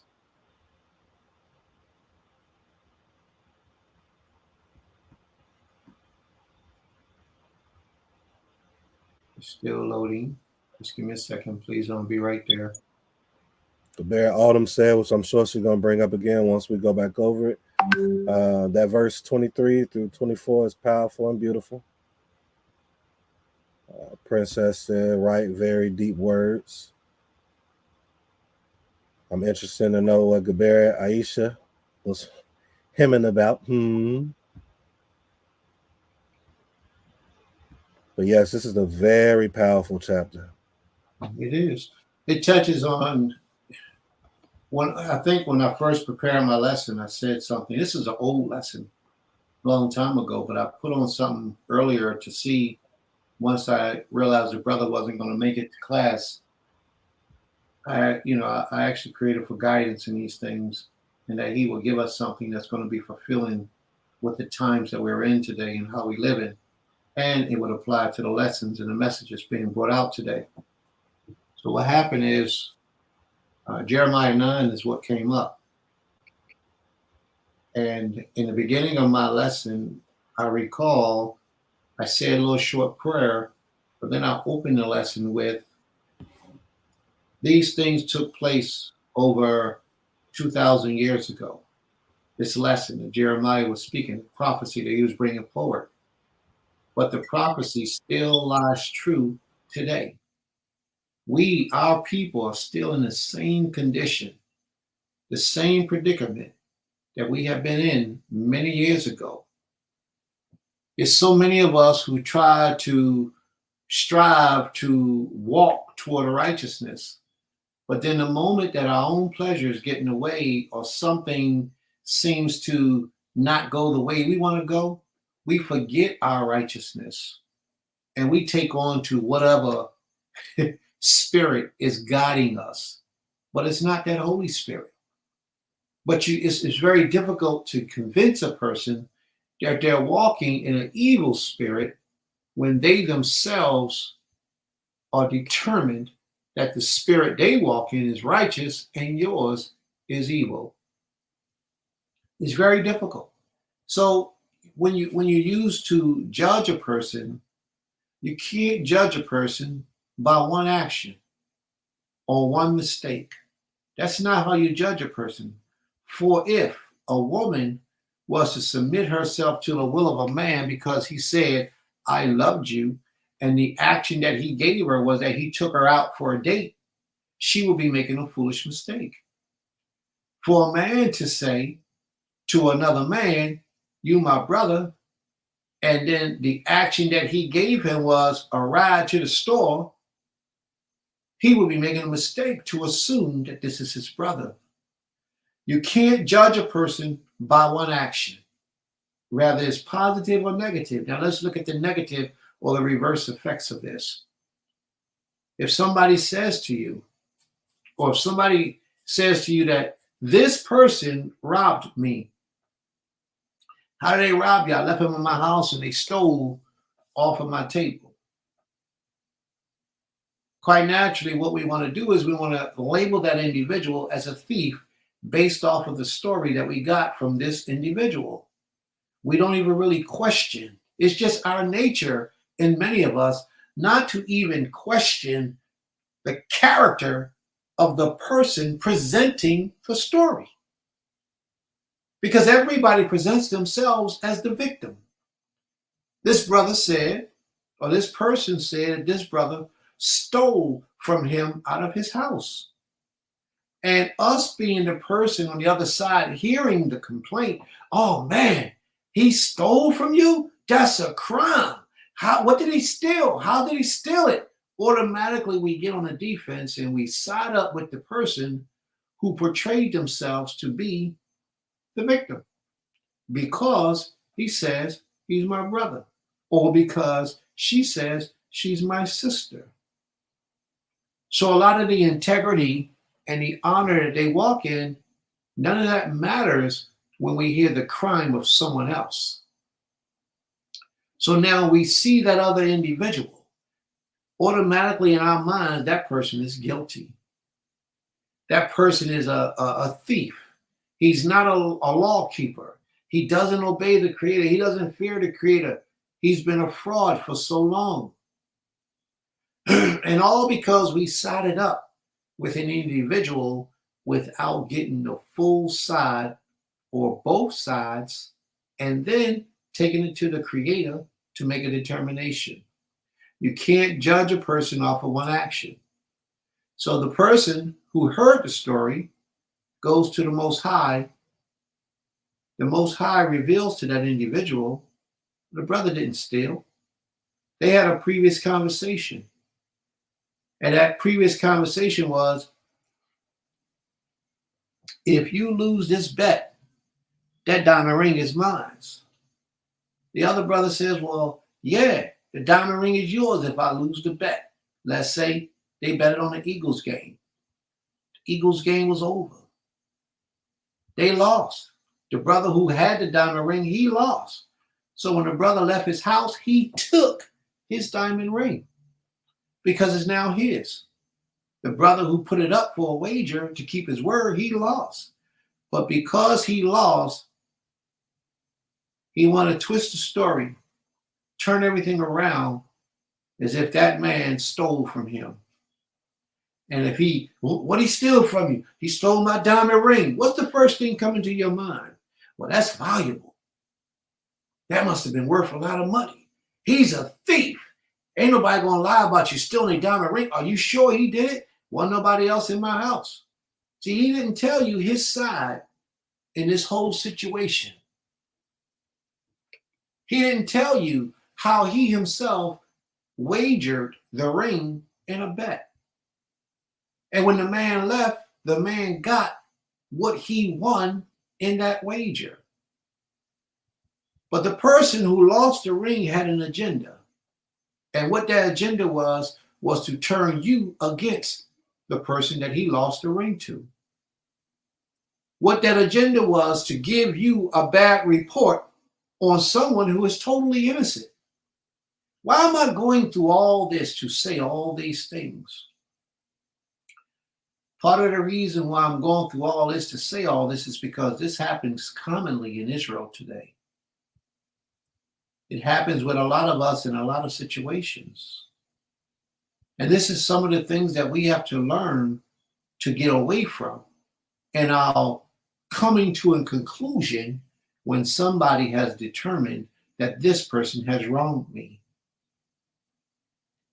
But our human nature, because our human nature has been reprogrammed since we've been in this captivity, is to side with the first person or the loudest person to bring their accusations, as opposed to hearing both sides of the story and then going with the truth of the Most High by asking the Most High for an answer. We usually hear the first side of the story and team up with the person who told the story. And usually it's because we don't truly know their character. Because they say they brother, or you my sister, or you my brother, that makes us feel a certain type of way because we ourselves are good people. And when you're a good person inside and somebody say, I love you, because you got so much love in you, you actually believe what they're saying could be true. So because you yourself feel a certain type of way about trusting people and being loyal and committed and dedicated to people, you associate that with others, and those others, they're not worthy of that. So you can't judge a person off of their first action or even a simple mistake or something that they do wrong by one action. You can't judge a person's character off of that. Now, how the person comes back off of whatever action that they've done, you can use that to judge them. How they respond to the matter, you can use that. Because the way that you respond to a situation after you realize that you have messed up is extremely important. How many people have wronged you in your life and never apologized for it?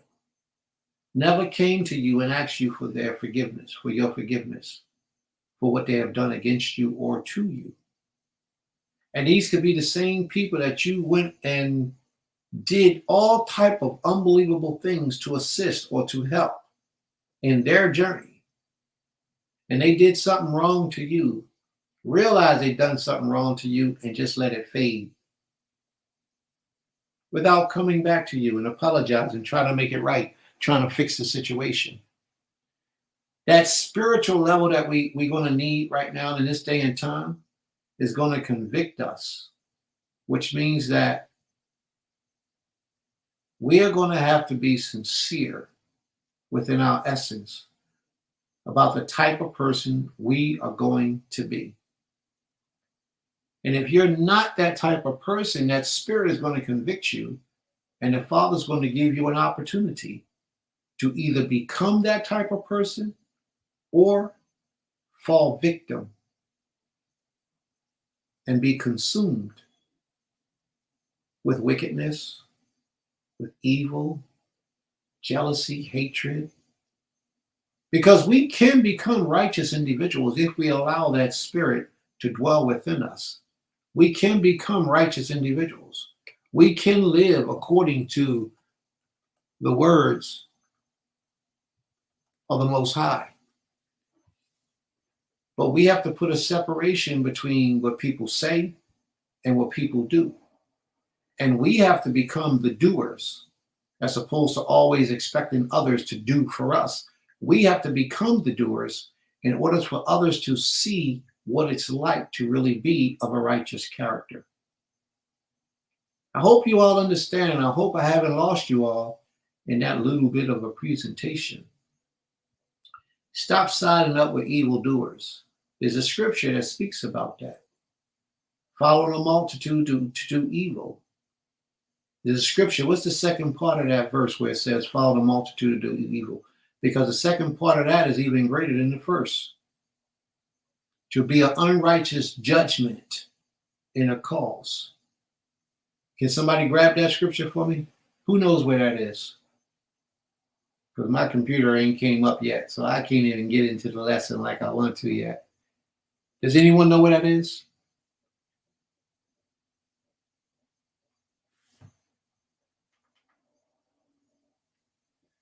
following a multitude to do evil.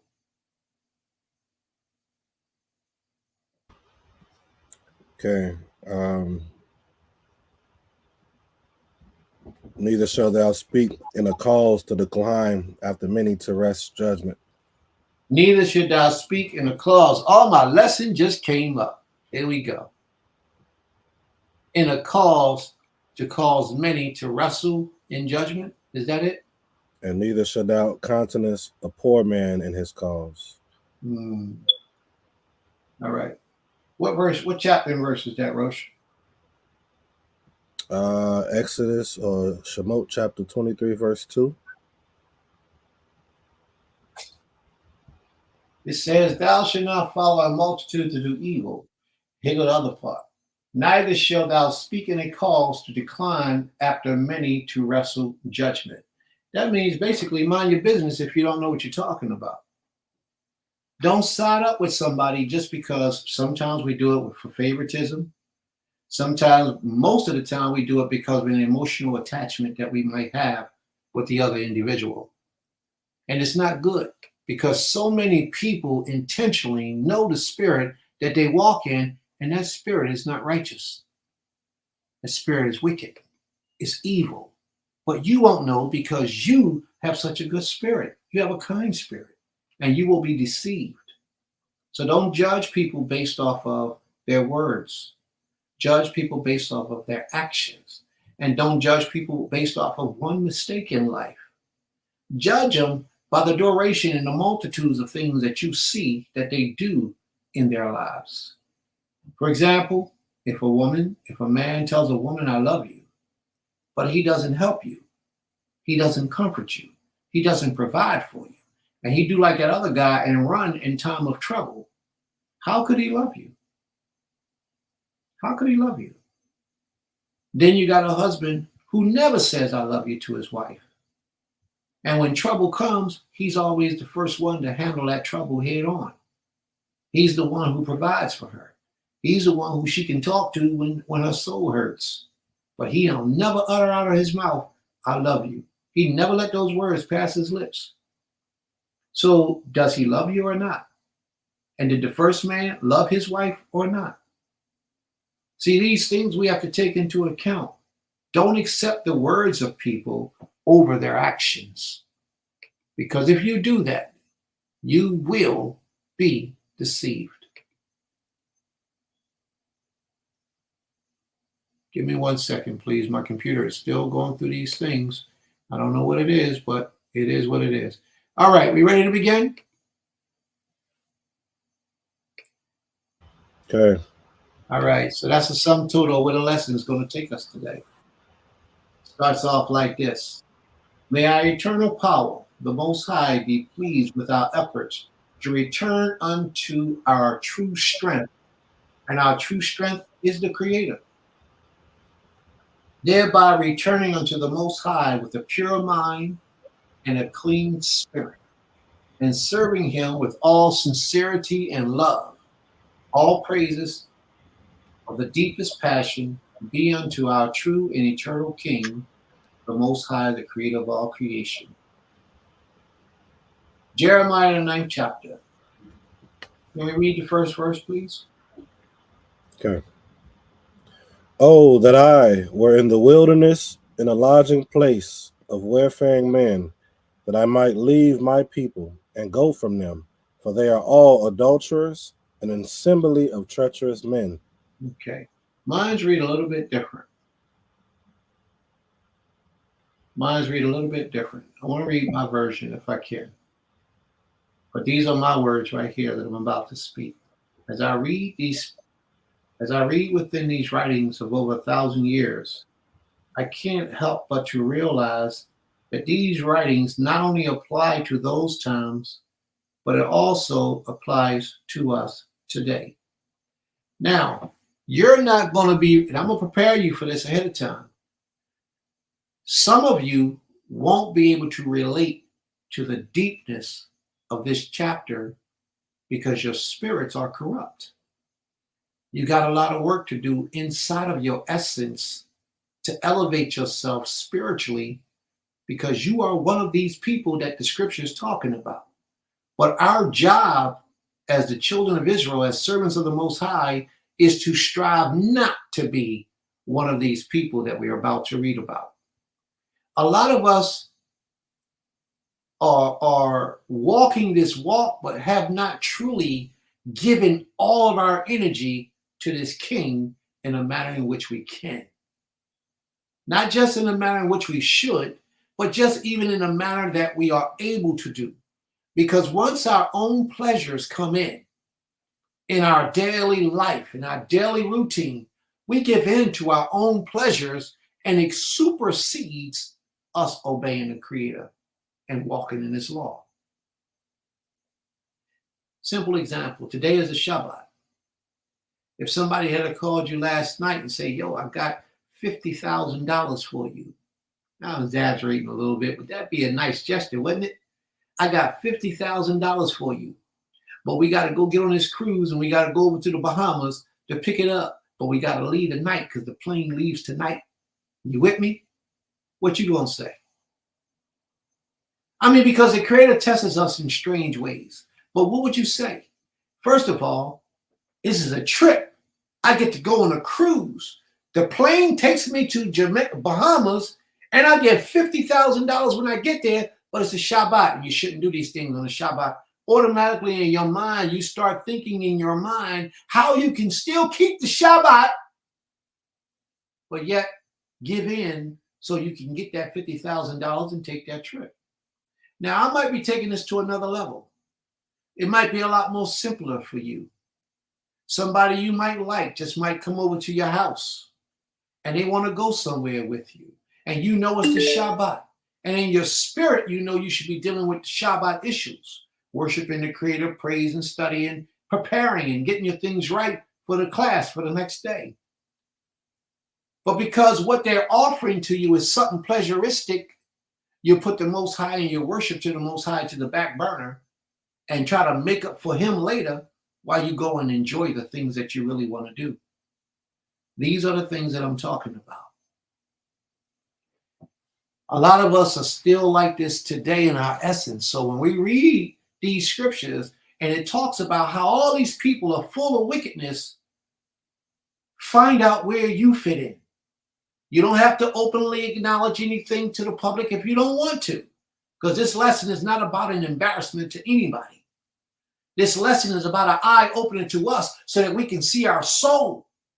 There's a reason why when people say things, you gravitate toward the negative and already say, yeah, he's guilty.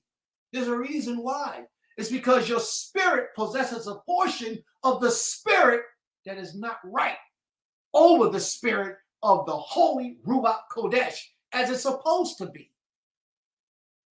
Don't allow your ears to deceive you, nor your eyes to misunderstand what's really taking place. A lot of the things that we see with the physical, and that's why we don't understand. This is not a physical war we are dealing with. It's a spiritual war. Spiritual. And the physical will deceive you most of the time. Don't listen to what the person says to you because they say it. Watch their actions and let them prove it. Let's get into the scripture. Oh, that my head were waters, and my eyes a fountain of tears, that I might weep day and night for the slain of the daughters of my people. I like that translation versus the one that we just read. Oh, that I were in the wilderness, in a lodging place of warfaring men. But I still understand that I might leave my people and go from them, for they are all adulterers in the assembly of righteous men. You know what, Rosh? Rosh, I think my chapter starts above yours. So where you got yours probably end off on 8. Yeah, there you go. Torah. Now we're on the same page. But I love this. Now I need you to put yourself into the mind of Jeremiah the prophet when Jeremiah was reading these things. He says, oh, that my head was waters and my eyes a fountain of tears, that I might weep day and night for the slain of the people, of the daughters of my people. Earlier, I spoke about my Isha and her family members, the Black Panther Party, who made sacrifices that we would not even be able to begin to understand some of the sacrifices they made, but it was for who? It was for the people. Get into the mind frame of Jeremiah. Jeremiah is not hurting for himself. Jeremiah is hurting for his people. Jeremiah is crying for the slain, for those who have died of his people. How many of us got that type of passion inside of us for our people who are suffering? Sisters who are being abused by these no good dudes out here on these streets. How many of us feel that pain for her? She ain't got a place to live. Or the brother who can't provide for his children. How many of us feel their pain? How many of us really put ourselves in their position to try to help, to try to change their position? But yet we call ourselves brothers. You call yourself my sister. How? It's because you don't have that spirit of the Ruwah HaQodesh. And that's why you feel no empathy when the ones you say are your brothers or your sisters are suffering and you do very little to help, to assist. Jeremiah was about that life. Jeremiah was willing to die for his people. He cried for his people because of the pain that he saw, the pain that he had inside of him because of the atrocities that his people were suffering. Our minds have become numb today. Today, our minds have become numb toward our brothers and sisters. A lot of our brothers and sisters suffer right in our face. And what do we do to try to help them? We talk about them behind their backs. We laugh at them. We talk about how poor they are, how broke they are. But what do we do to try to help them out of their condition? See, the only way you're going to be able to willing to really try to reach in and help somebody is if you have the pure spirit that the Most High puts on his people. Other than that, you're just a space filler within this nation. That pure spirit that the Most High put upon his people is called the Ruwah HaQodesh, that Holy Spirit. It's not going to lead you wrong. So when you say yo, shalom, sis, shalom, bro, you really mean it. That means I will put my life on the line for you if I had to. That means I will go broke just to see you happy. That means if your kids are hungry and my kids are eating, then all of our children will eat together. Or none of us won't eat. We got so much to learn about saying, you my brother, you my sister. We got so much to learn about this spirit that governs the true nation of the nation of Israel. Brotherhood and sisterhood, what does it really mean? What does it really mean? Jeremiah had a real passion for his people inside of his soul. So much that it brought him to tears. All the atrocities that he saw his people going through and suffering. It brought him to tears. And he cried for his people to the Most High daily. When's the last time that you have cried to the Most High because of something that someone else that you call brother or sister was experiencing?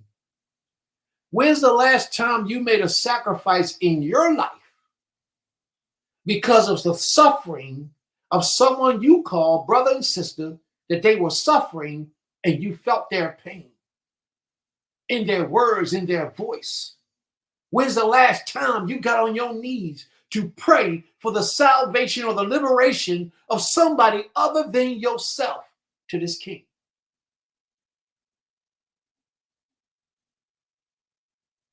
You know, I got we do a little construction work here in Philadelphia. And I got an uncle. His name is Rahim, Uncle Rahim. And Uncle Rahim is Muslim, complete Muslim, devout Muslim. He's serious about that walk. But he works with me every day. He travels with me all the way down Georgia to make sure that our community got the things that they need. Uncle Rahim can be on a Sunday when we're not working and my phone rings. Uncle Rahim shows me pictures of mobile homes, of things that, for example, he just sent me a picture of a mobile home that he thought we can use for a school in Georgia on a Sunday. Why he thinking about us? What is it about him that's causing him on his day off from work, the Muslim man, to be worried about some Hebrew people getting a school, a building, a structure for their people? Why? Because the bond we have is real. The love he had, he never told me he loved me in his life, but he showed me 1,000,000 times. And we live 2 different lives. This man is fully entrenched in Islam.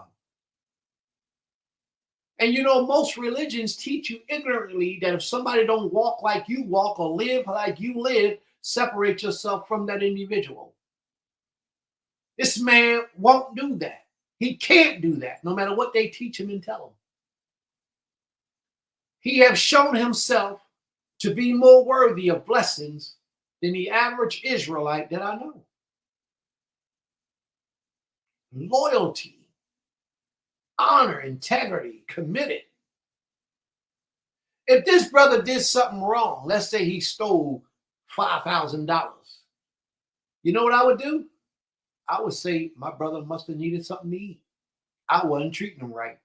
I just have to question myself to wonder why I would put him in a position that he would have to steal, and he's supposed to be my brother.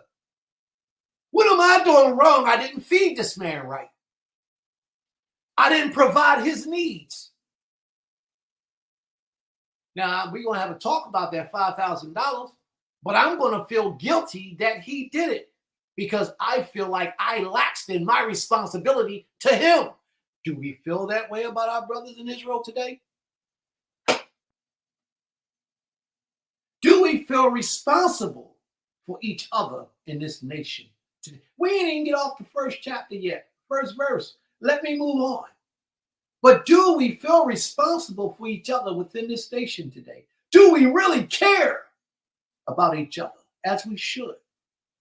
If my neighbor's son got killed and my neighbor lived right across the field from me and we all in the same land and he got shot, would I take care of him? Would I help him? Would I take care of his wife if he got destroyed?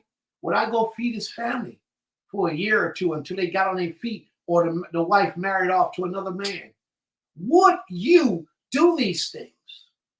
If the sister right next to you had a child, would you help? Would you help deliver the child? Would you make sure she's cool in her household, that her husband eats for a month until she can get back on her feet?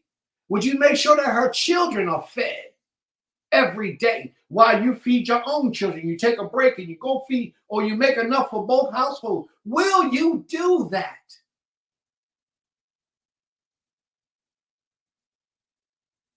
Because if you're not willing to do that, then you should never open your mouth and say sister ever again. If you're not willing to do that, you should never open your mouth and say brother ever again. Because you don't have that spirit, that Ruwah HaQodesh within you. Because if you have that Ruwah HaQodesh, your brother needs are greater than yours. Your sister needs are greater than yours. And let me teach you the science behind that. If we all walk around with the ideal that my brother's needs are greater than mine, that means that your needs will never be lacking. Because that other brother will be having that same understanding that your needs are greater than his. And that will reciprocate throughout the community. That's what we're talking about. Verse 2. How many people have died without purpose and senseless? And how senseless was the murder? And how do we assist the families of those who were murdered or who were in need? that I had in the wilderness a traveler's lodging place, that I might leave my people and go away from them because they are so full of, what's that word? What can I use that word on the stage, in this platform, y'all? Most people are so full of, most people, they pretend to be on your side. They pretend to love you. They pretend to be on the same team with you. And then when you really need them, they have excuses why they can't be there. But they don't bend over to help you. They'll look at you suffer and talk about you. And this happens so often in Israel today, and these are the things we got to change. We have to change, family. We have to become truly our brothers' keepers and our sisters' keepers. We have to truly do this. We really have to allow that spirit that they call, that scriptures teach of, the Ruwah HaQodesh, to really infiltrate our souls and penetrate our beings so that we will be a better brother and sister, ultimately pleasing the Creator on a different level. For they are all adulterers, an assembly of treacherous men. So many of our people, when the pleasure comes into their lives, they bend and fold to the pleasure as opposed to being committed to this law of the Creator. Now, adultery is a sin that affects the man's desire, a man's pleasure, or a woman's desire, or a woman's pleasure. And when that institution comes in, you have to put the laws of the Most High aside in order for you to indulge in a thing called adultery. Now, I want you to know this, family. Adultery doesn't just mean sex. There's a lot of ways for you to commit adultery. But here, the Most High is talking about the adultery of serving Him for other powers, practicing idolatry. Now, let me ask you this. Do you think by any chance that you putting your own desires above the laws of the Most High is idolatry? The reason why it is because you just made yourself greater than the Creator. You would rather obey your own mind than to obey what you know the Creator has for you to do. Do you know that your mind is influenced by your desires? And that your desires are fashioned and shaped by the things in your environment, what you hear, what you learn, what you see. That's what shapes your desires. So if the Father says, thou shalt not have a certain thing, and you bend the rules knowing that you shouldn't do it, but you do it anyway, you have just made yourself greater than the Creator. So that within itself is a form of idolatry. Break it down something real simple. If the Creator says you can't eat pork, and your husband says to you, babe, when you go to the market, I want you to read the ingredients to make sure that there's no pork products in this food. You go to the market, you see something that you really like. Let's say it's Jell-O. It's Jell-O, and you don't know. So this Jell-O that you really like, you forget your husband's words, but you buy this Jell-O, you take it home, and you consume it. But you hide it because you don't want to know if there's pork in it or not, because you desire it so much. Do you know that you have committed idolatry? Do you know you have committed adultery? Do you know that you have violated the laws of the Creator? You have made yourself a god, you have made yourself an idol, and you have committed adultery by not putting the Most High's word before your own actions. Not sexual adultery, but the taking of something that doesn't belong to you, that you're not supposed to have, is a form of adultery. Because what you're really doing is you're worshiping another god. You're worshiping a god, and you're not worshiping the Creator. So in the Most High's eyes, that's adultery. Do y'all understand what I'm saying? Do y'all understand the severity and the deepness of that message? We relate adultery to a man and a woman only, as if just sexual intercourse with another man's wife is adultery. But the Creator related on a totally different level. If you worship an idol, an image, a deity, then you have committed adultery right away. And in order for you to take something and consume something that the Most High says for you not to consume, you have already made yourself or your own desires or your own wants, your own needs greater than that of the Most High. Let's read the next verse. That I might, I'll start over again. Oh, that I were in the wilderness, in a lodging place of warfaring men, that I might leave my people, go somewhere where people that have a like mind resides, and go from them, because my people are so wicked. For they are adulteries and all assemblies of treacherous men. Now watch this. And he ain't talking about sleeping with women. And they bend their tongues, their bow of falsehood, but they are not violent of the truth upon the earth, for they proceed from evil to evil, and they know not me, saith the Most High. The Most High just called these men adulterers. When did he once say they were sleeping with another man's wife? He never once said that. What he did say is that, how did he say? Let me go back to that verse read. They are adulteries and a symbol of treacherous men. They bend their tongue, their bow. They bend their tongue, which means they lie. They twist the stories. They get into people's emotions. They say things that are not true. They bend their tongue, their bow or their bow of falsehood. They live in a place that is unrighteous, and not for fidelity are they violent in the land. They're not about righteousness in this land.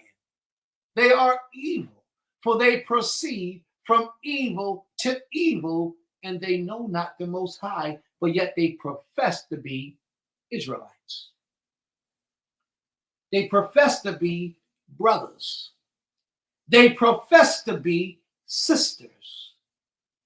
And they profess to be servants of the Creator. The Most High calls them evil because they go from evil to evil. He calls them adulterers. Next verse, please. Verse 4. Take heed, every one of his neighbor, and trust not in any brother. Don't just accept them because they say you, my brother. Make them prove it. Don't just take their words for it, because the word brother and the word sister is just like the word love. Everybody uses it. But only very few live up to the standards of those things. Only a few men in your life really love you. Usually it's your father and your brothers.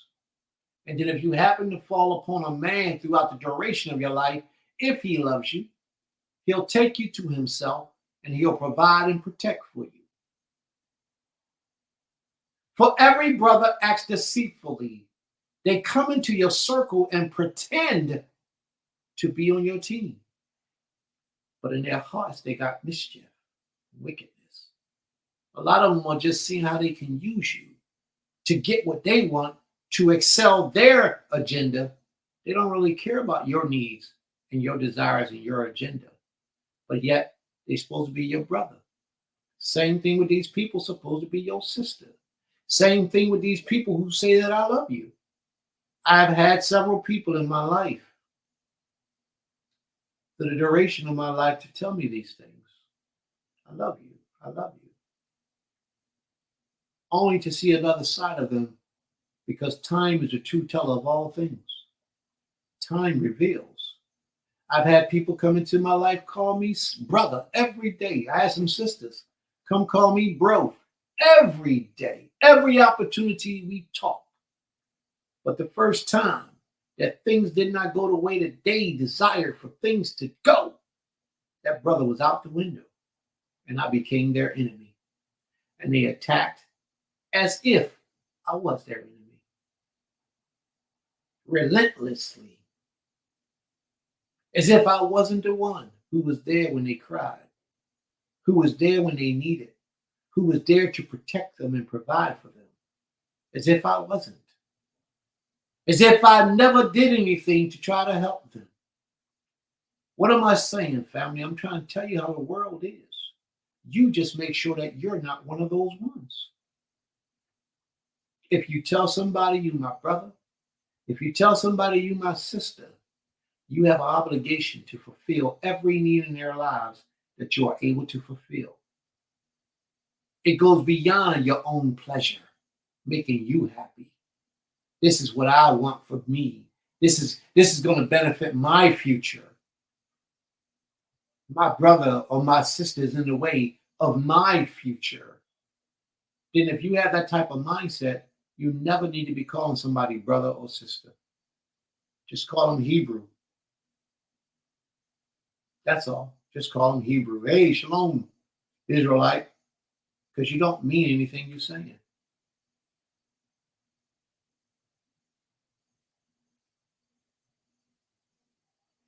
That's correct, sis.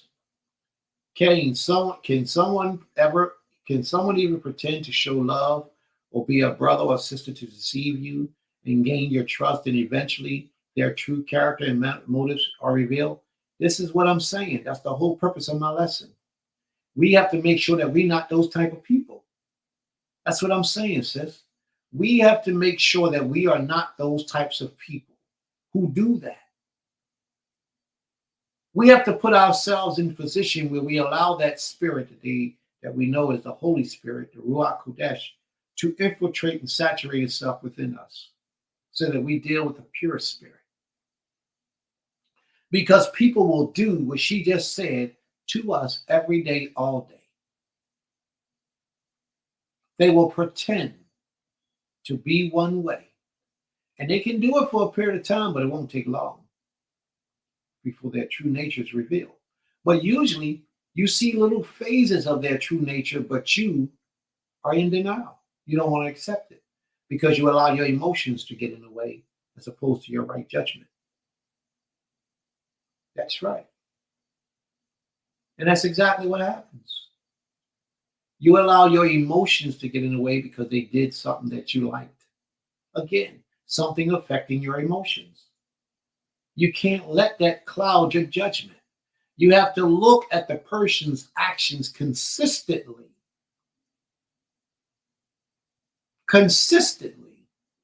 before you just determine that this is my brother or this is my sister. And believe me, if I call you brother on that level, you will know because I will welcome you in. You will know. And if I call you brother on that level where I welcome you in, or any of the brothers that's been welcomed in, when you on that level, you're greater than me. Your needs come before mine. What you need, if I'm able, I have to do it. And vice versa. If not, then you don't earn the title of brotherhood or sisterhood.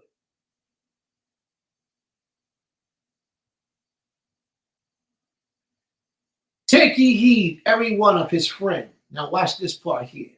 Take you heed every one of his friend, and confide not in any brother, for every brother only supplanteth, and every friend goeth about with slander. Do you know what slander is? Anybody know what slander is? It's when somebody else want to tell me? Somebody want to tell me what slander is? Somebody tell me what slander is. Like, is it unrighteous slander? I think of slander like someone trying to purposely take you down unrighteously. That's right. Messing with your name and your reputation. Your reputation, your character. They will speak ill about you because they've decided to do so. Doesn't necessarily mean you've done anything. But the only people that's going to accept that is the people who do what the first part of the lesson said. Carefully investigate, hear both sides of the story, and then take it to the Creator. But what he says about this, the unique thing is that these people who did all this slandering are supposed to be your friends, supposed to be your brothers. Did y'all hear how the prophet put it? Take heed, every one of his neighbor, and trust not in any brother. Just because he says brother don't mean a thing. Don't mean a thing. Make them prove it. Just because she says sister don't mean a thing. Make her prove it. Make her prove it. We got to focus on that, family, because it's extremely important. We too gullible right now today in this society. We allow people to woo us with their words and don't do what they say they're going to do with their actions. Or let's say they don't do what they're supposed to do with their actions. But because their words are so cool and smooth, we accept it. And then later on, we get to see the real them. And we don't like it. And it hurts. You know why? Because you had such a great spirit. You expected them to be like you. That's what we naturally do. My spirit is so open and welcome that I expect you to reciprocate the same type of energy. But it don't happen that way. It don't work that way. They don't move because they don't have that spirit that you possess. They don't have it. Therefore, they go about town and they slander you. And they think they're right. They think they're right while they're doing so. But these were the same ones he called your neighbor. They live right close to you. These people that you worship with, people that you walk with, people that you talk to on a daily. That's why it says neighbor. Then it says your friend or your brother, because these people you hold dear in your heart, you cared about them on a higher level. But they didn't care about you on that level. They was just using you. And the first opportunity they got, they took advantage of that emotion and that love and that compassion that you had inside of you for them. They care less about what happened to you after this situation, or after that conversation, or after whatever the ordeal was. They care less about you, so they went out and then they got others to team up with them, and that's called slandering. They went out to give a false report about you, spread lies and rumors about your name. And if the person didn't investigate or don't investigate, and all they do is go off of the emotional state of things, that person will side up with the wicked doers. Just like it said in the book of Exodus, the 23rd chapter. Thou shalt not follow a multitude to do evil, neither shalt thou speak in a cause to decline after many to wrestle judgment. If you don't investigate these situations, separate yourself from that judgment. You have to do your own investigation to decide if a person is really doing what the person said. And then when you do that, you don't just do that with one little portion of evidence.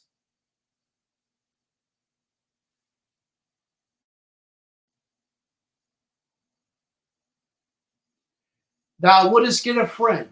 Put that up, please. Thou wouldest get a friend. Prove him first and be not hasty to credit him. The prophet is saying the same thing that I said. For some man is a friend for his own occasion and will not abide in the day of trouble. What has this lesson been about?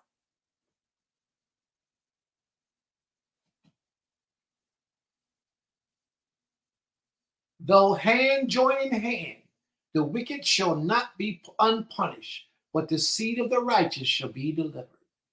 And the Most High shall have his way. Very well. Let's move on.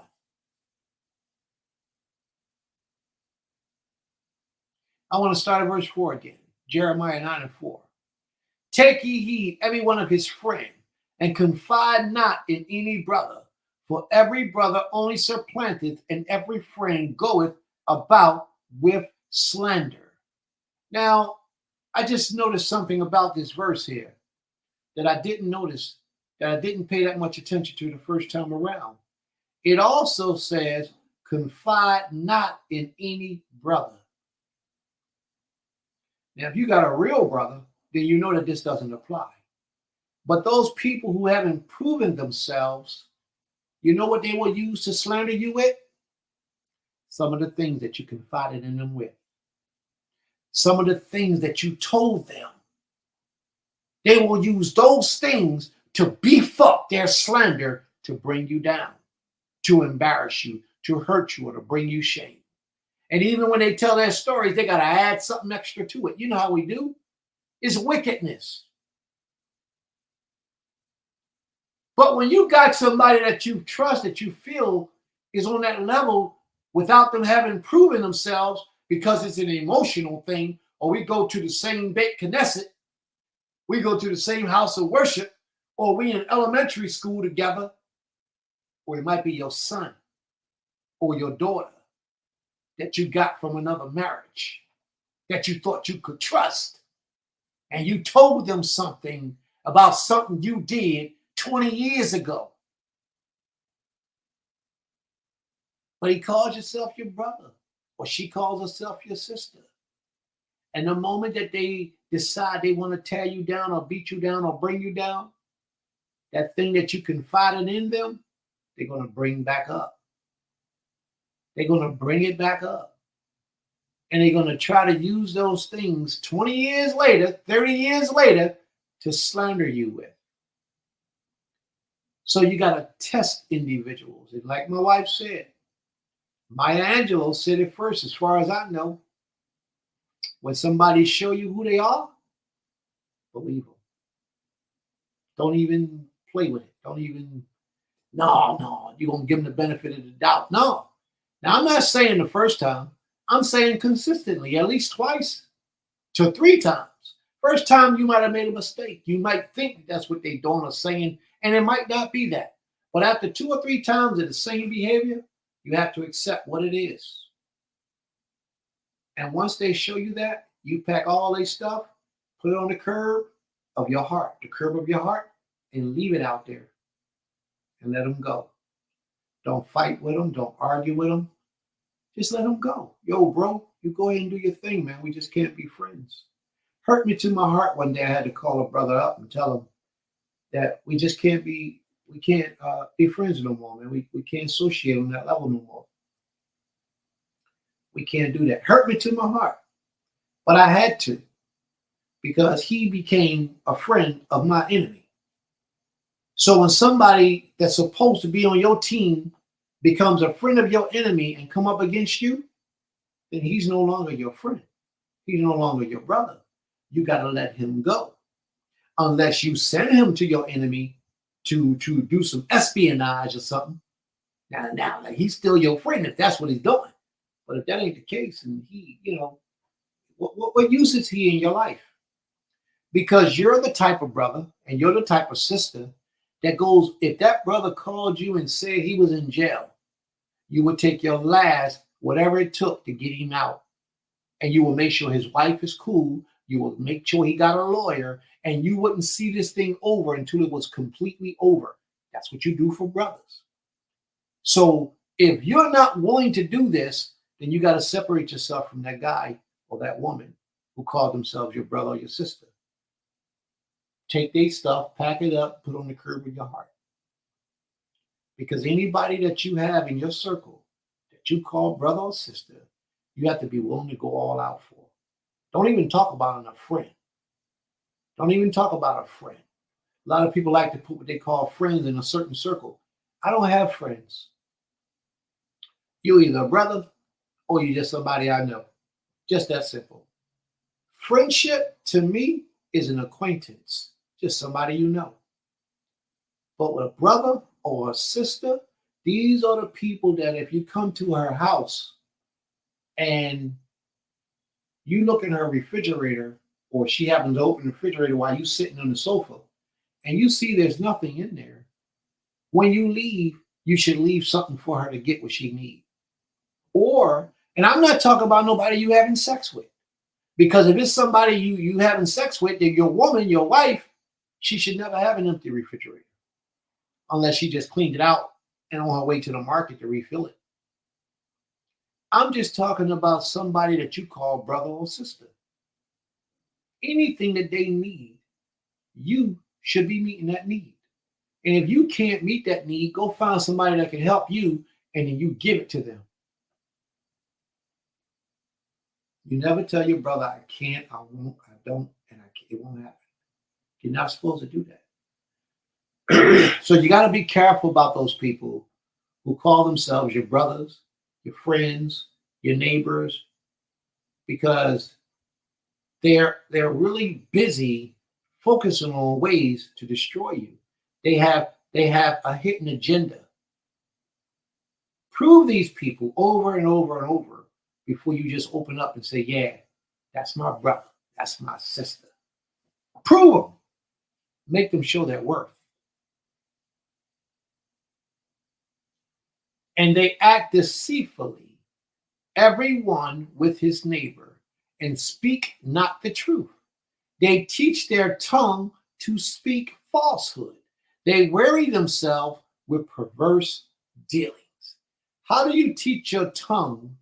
And I'm going to tell you right now, because this just happened to me recently. How do you teach your tongue to speak falsehood? And this is how you do it. You repeat the same lie over and over and over in your head till you start believing the lie.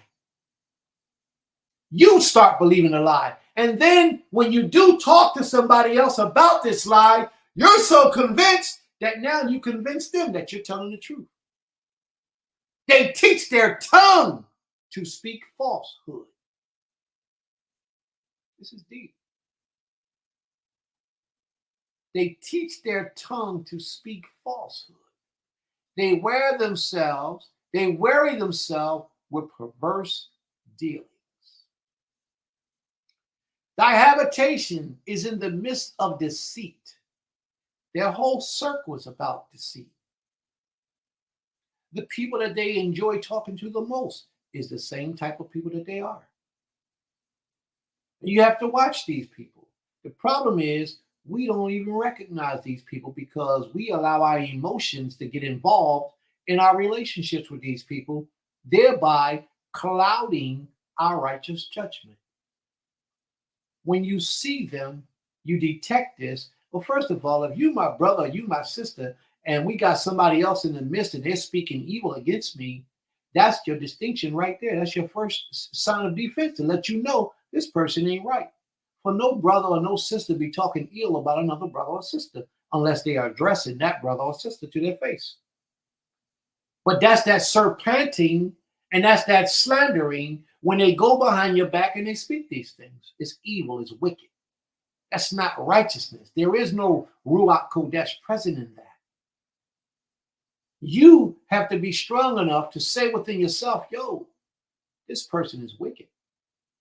Why are you telling me about a problem you got with him and her, and you haven't mentioned it to that individual? You haven't brought it to their attention. Why?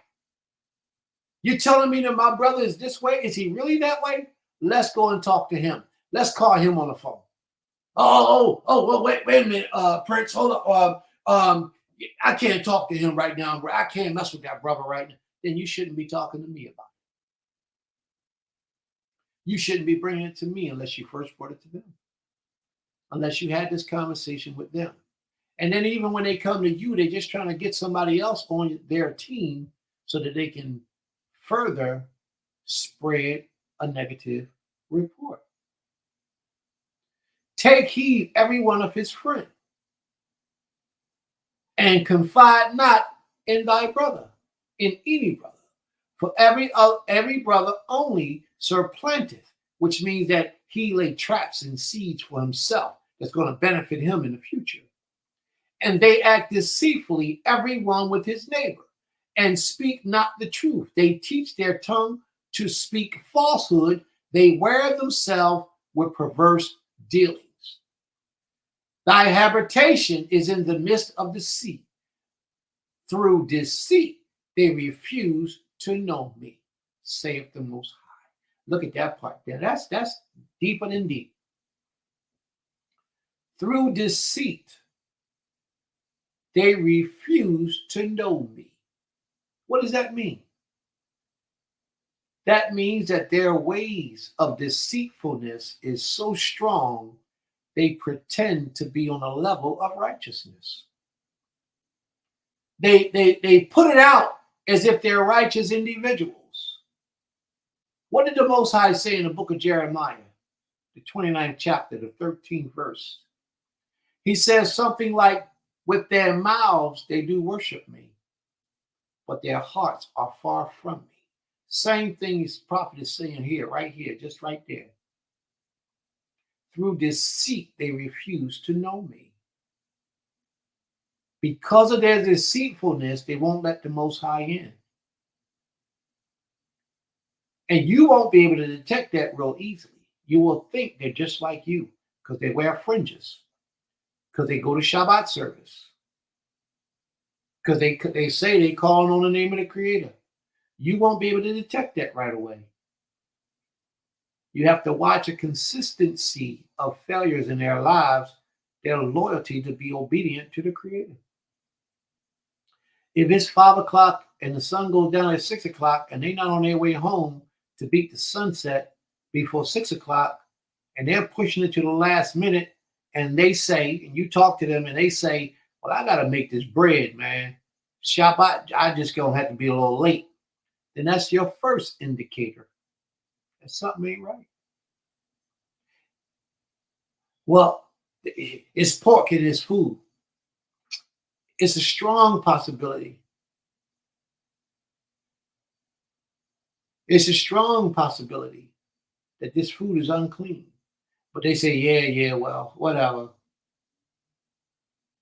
And they don't even take the chance to look and research. That's your second inclination that something ain't right. Now, it don't have to be these direct things, but it has to be something on this level. Their heart is not really into sacrificing their own pleasures to please the Creator. That's the difference.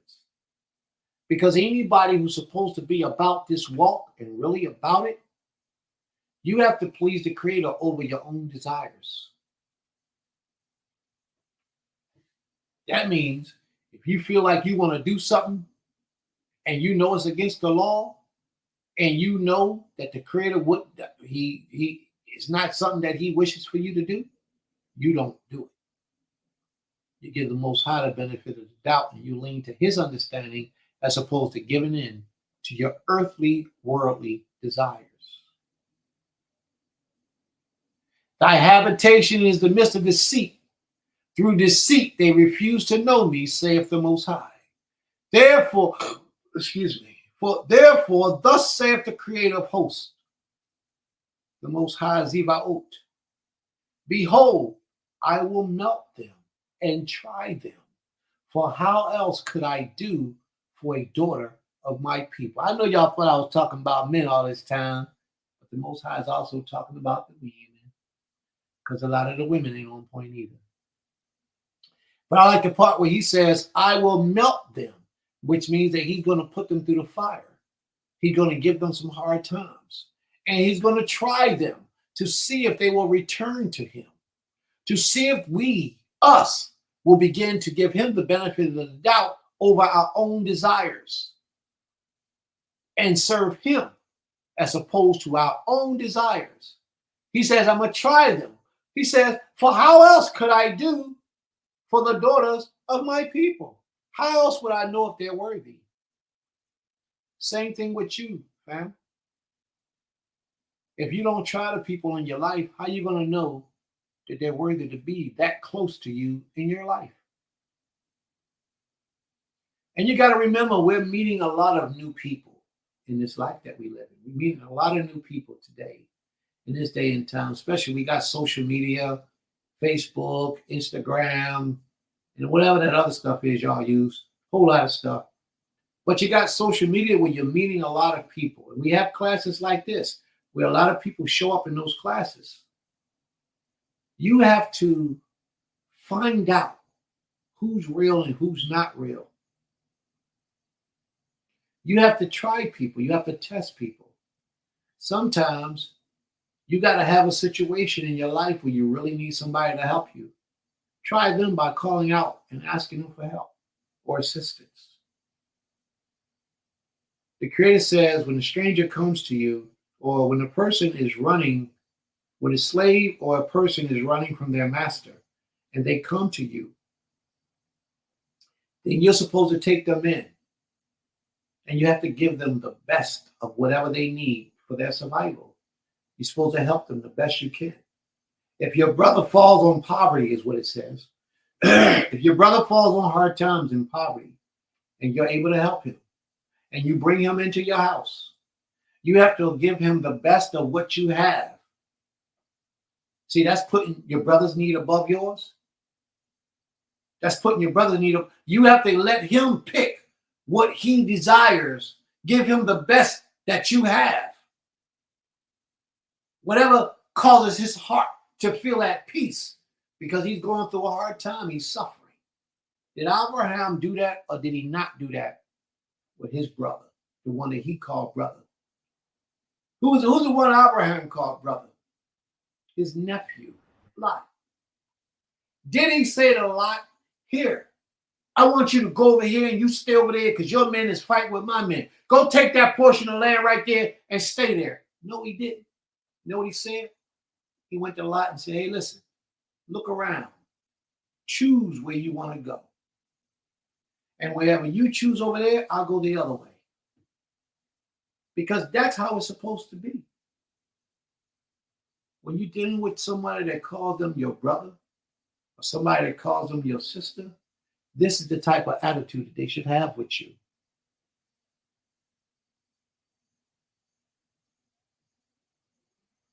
That's the type of personality and relationship y'all supposed to have. Their tongue is a murderous arrow. They seek to take your life. They seek to hurt and harm you. If they thought you was already trash, then why do they need to tell anybody else and get 15, 30 different people siding up with you, with them, to try to take you down if they think you already trash? They do that because they have a lot of respect for you. They know who you are. They see the spirit that governs you is not the spirit that governs them. So they need help. So they go out and get all these other people to side up with them to try to break you down. Their tongue is a murderous arrow, and they speak it with their mouth.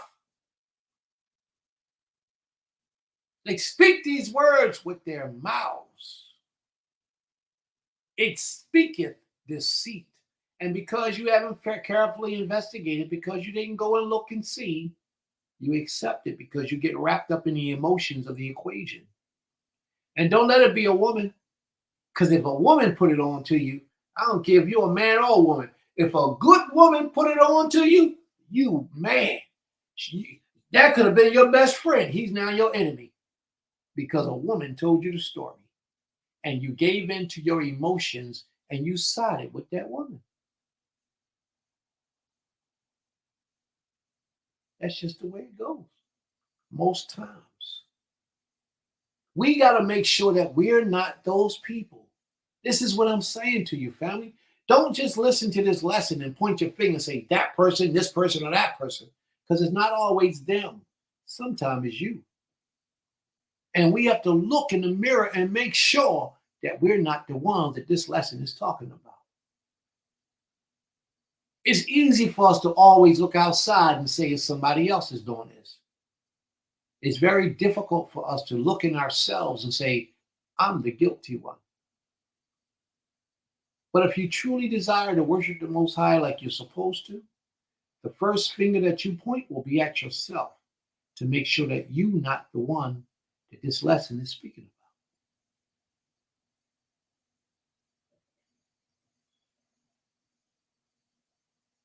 about. A man speaketh peaceably to his neighbors with his mouth, but in his heart he layeth his ambush. They seek to destroy you.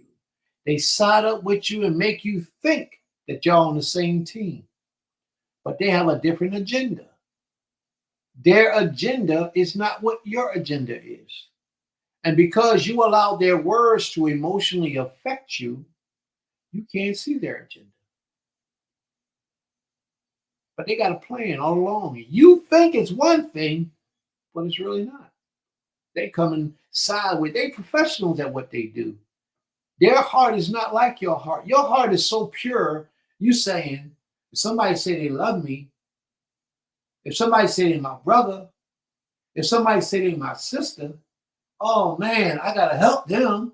I gotta be on their team. I gotta look out for them. But they don't feel that way about you. They have an agenda. They will tell you what they need to tell you to get what they need.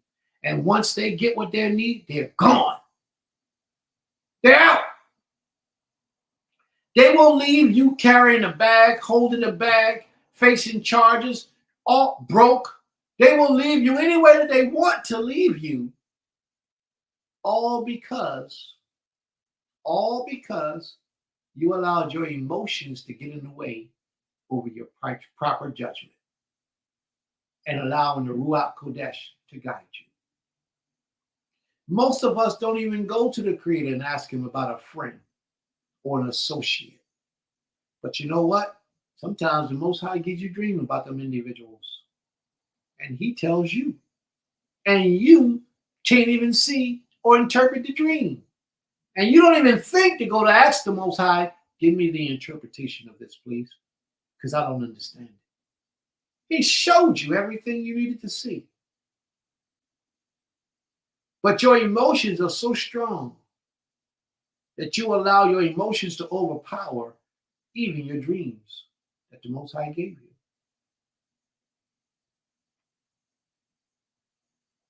But you got to remember this, family. You got to be living a certain way to even get those dreams.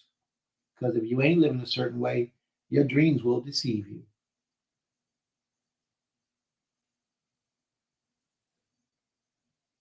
That's right. We have to do better. We absolutely must do better. The sad part that some people will blame you afterwards instead of helping you to recover. Absolutely. The Most High says, shall I not visit them for these things? Shall not my soul be avenged on such a nation as this? People do wickedly like that. Just stand out their way. Pack their bags. Leave it on the outside of your heart. The Most High will deal with them. He'll get them if you don't get them first. He'll get them if you don't get them first. But even if you get them first, that's still the Most High getting them. Y'all got to understand that. You know, let me share this with y'all for a moment. You really got to know the people that you're walking with.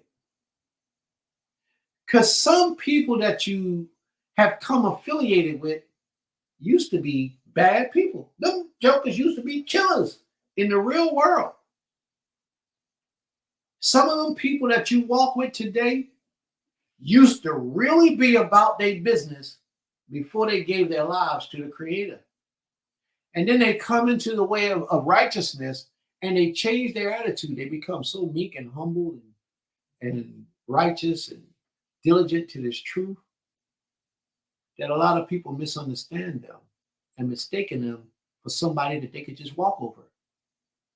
And they bring out that beast in you again. And then when you show them you got that beast in you and you knock them upside the head, they can't take it. They can't take it. So you got to be careful the people that you walk with and how you treat people, because it just may be that you're mistreating the wrong one. And that dude or that sister got some fire in them. And they don't fight like everybody else fights. You know, some people fight, oh, let's... Some people will wait outside your house, underneath your car, with a shotgun and blow your head off. Some people are like that. When you create an enemy, you don't determine how the enemy is going to attack you. You don't have the right to determine that. Oh no, it's got to be a fair fight. Come on, let's get in the middle of the street. No, it don't work that way.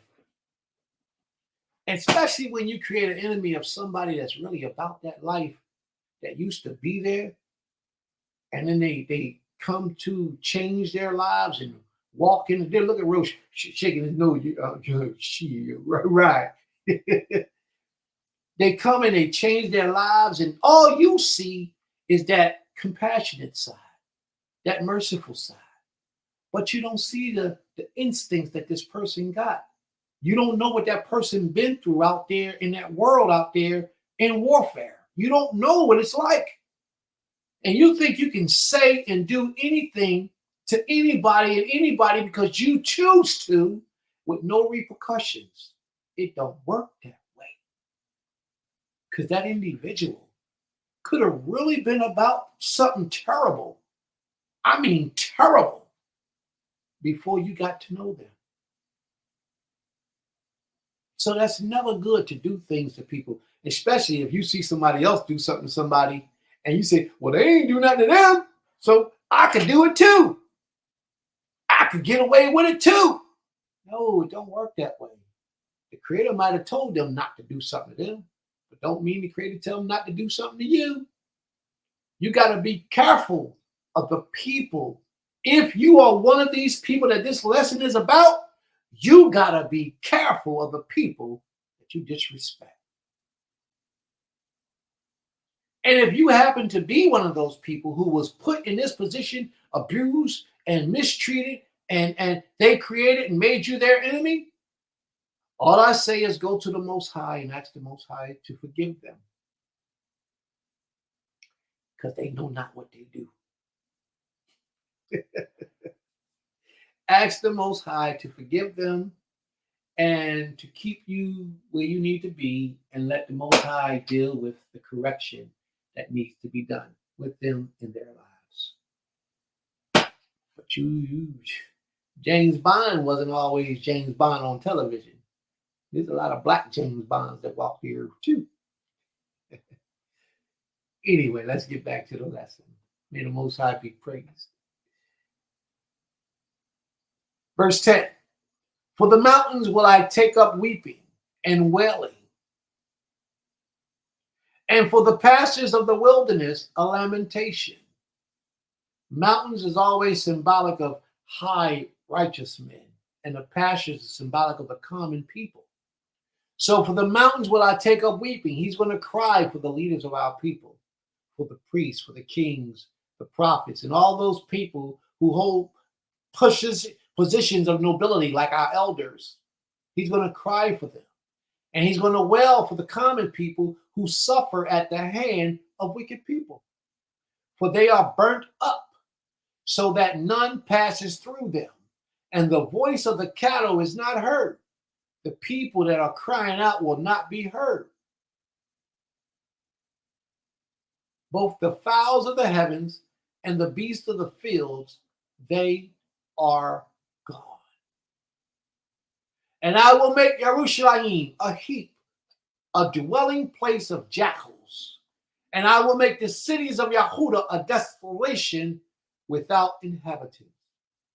And that's all because we put our own desires before the righteousness of the Creator. Because we did not allow the Ruwah HaQodesh to guide us. So the Most High is going to make us suffer. He says, who is a wise man that he maketh understand this?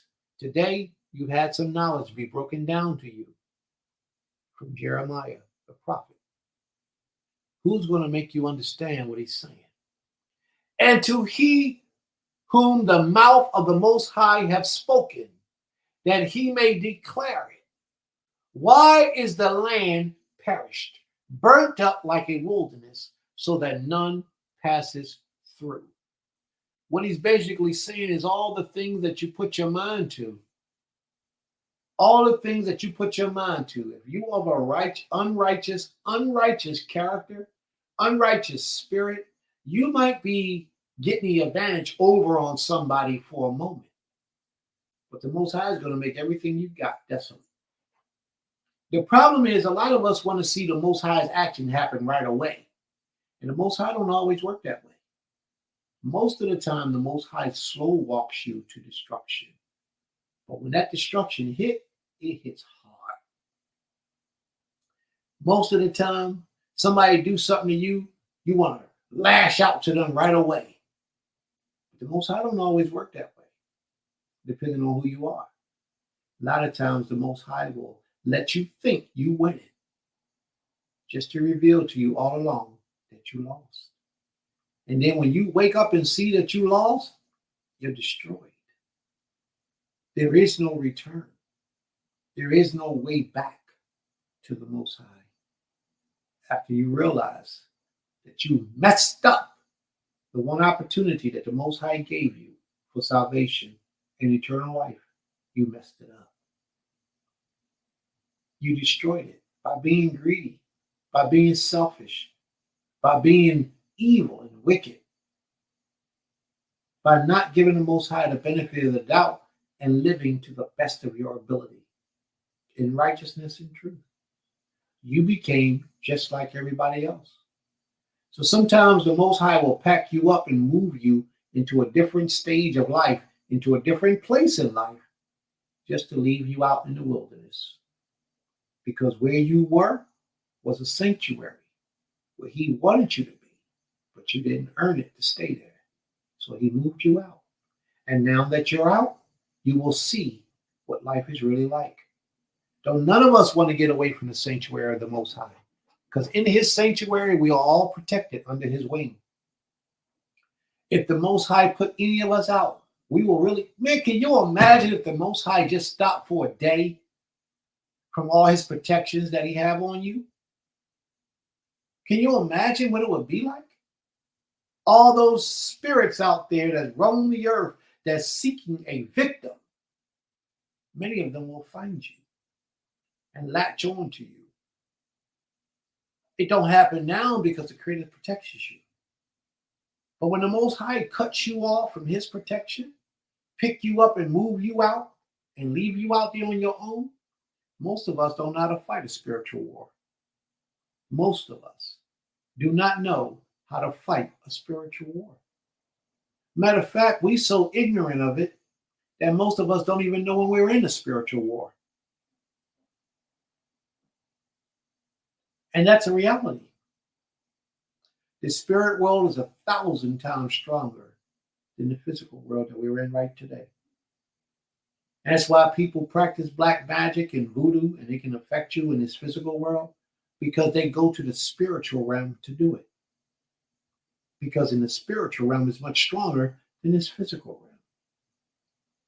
So therefore, you have to know and understand that if you give your spirit over to the Most High, to the best of your ability, He will protect you. He will guide you.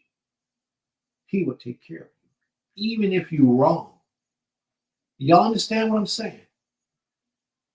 Even if you're wrong in giving the Most High the best of you, but you're giving Him the best of you to the way you understand and you're living in your truth, even if you're wrong, the Most High will have mercy on you. Do y'all understand what I'm saying? So we Israelites, we want to judge Christians and Muslims and all those other religions, all those religions out there, and tell them how wrong they are. But a lot of those people are really true to what they believe. The Most High will bless them before He'll bless you, because they live in their truth and you don't. You are fraud. He will bless them before He blesses you, because you know better. They don't. You know the way to live. They don't. The Most High said in the scriptures that He would drive us to jealousy with the nations. And that's exactly what He's done. And that's what He do. We know better. They don't. So the Most High gives them the riches of so many different things. And He'll strip it from us because we know better and don't do better. May the Most High be praised. We got to get better, family. I like this part right here where He says, verse 25, "Behold, days are coming, saith the Most High, when I will visit all, the circumcised with the uncircumcised." What is He saying? The Most High, verse 25, He says the days is coming when I will visit the circumcised with the uncircumcised. So what is He saying? Just what I just said. He will visit those who know and those who don't know. Because if you know, you're circumcised. If you don't know, chances are you're uncircumcised. So He's saying, those who follow me that are up underneath my covenant, because that's what the circumcision brings in, the covenant. And he's going to visit those who are not in his covenant. Why is he visiting the ones that's not in his covenant? He's going to start in his house first, and then he's going to go with them. But why?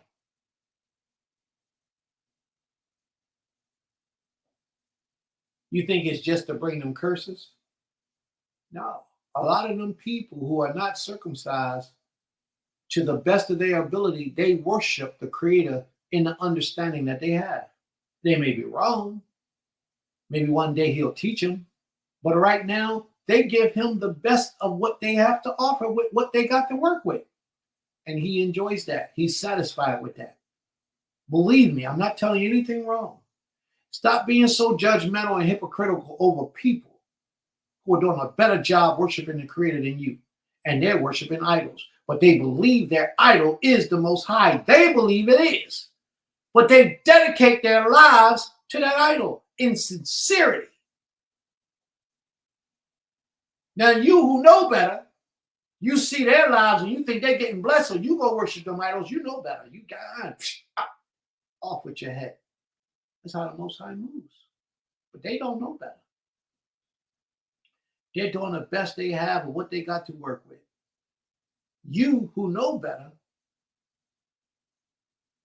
you're supposed to do better.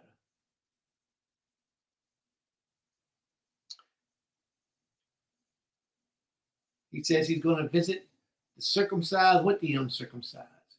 Egypt and Judah and Edom and the children of Ammon and Moab and all that have the corners of the beard cut off, that dwell in the wilderness.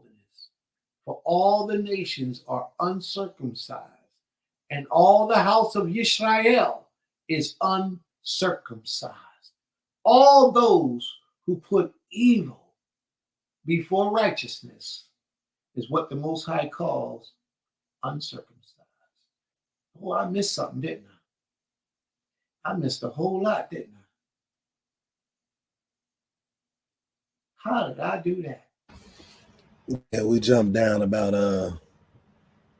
12 verses or so. Yeah, how did I do that? This computer.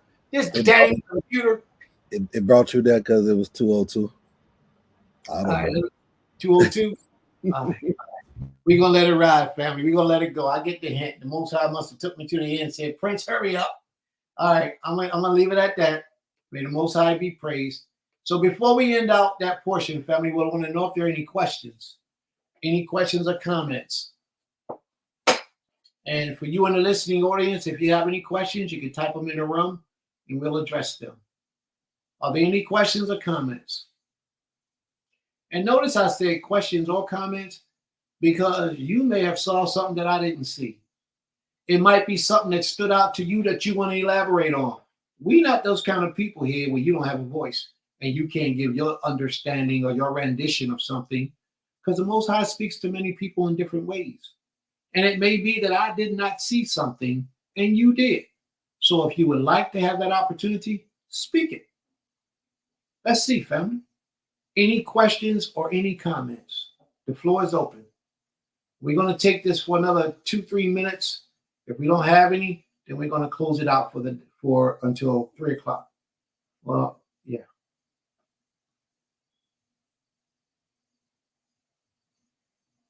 Anybody want to speak?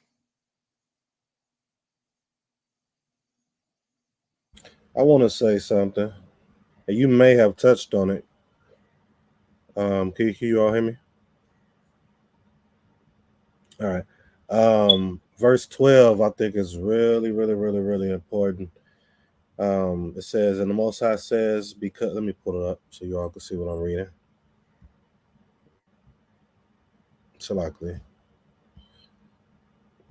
It says, and the Most High says, because they have forsaken my Torah, which I set before them, right? They had that Torah set before them, and have not obeyed my voice, nor walked in it. So it's like three different things. I'm pointing it out. It might be very simple, but it can't be that simple to us um, today, because we're seeing majority of us are not doing this. Majority of us, we know it, we speak it. The Prince had brought out saying some of us be harsh on other people that don't have what we have, but yet their hearts are um, are a little more into it, the Most High, than we are. It says, "But have walked after the stubbornness of their own heart." Right. So I think the walking therein is very important. We know the Torah, we have it. We obeyed the voice from a standpoint of make a remembrance for generations to come of these things that we know that took place within our Tanakh or Torah, but a lot of us aren't walking in it. So I just wanted to bring that out. Walking in it is one of the most, I think, important parts when it comes for us as Torah, as Israel. So I just wanted to bring that out. You might have said that, Prince. I'm not sure, but Hold it right there, Roche.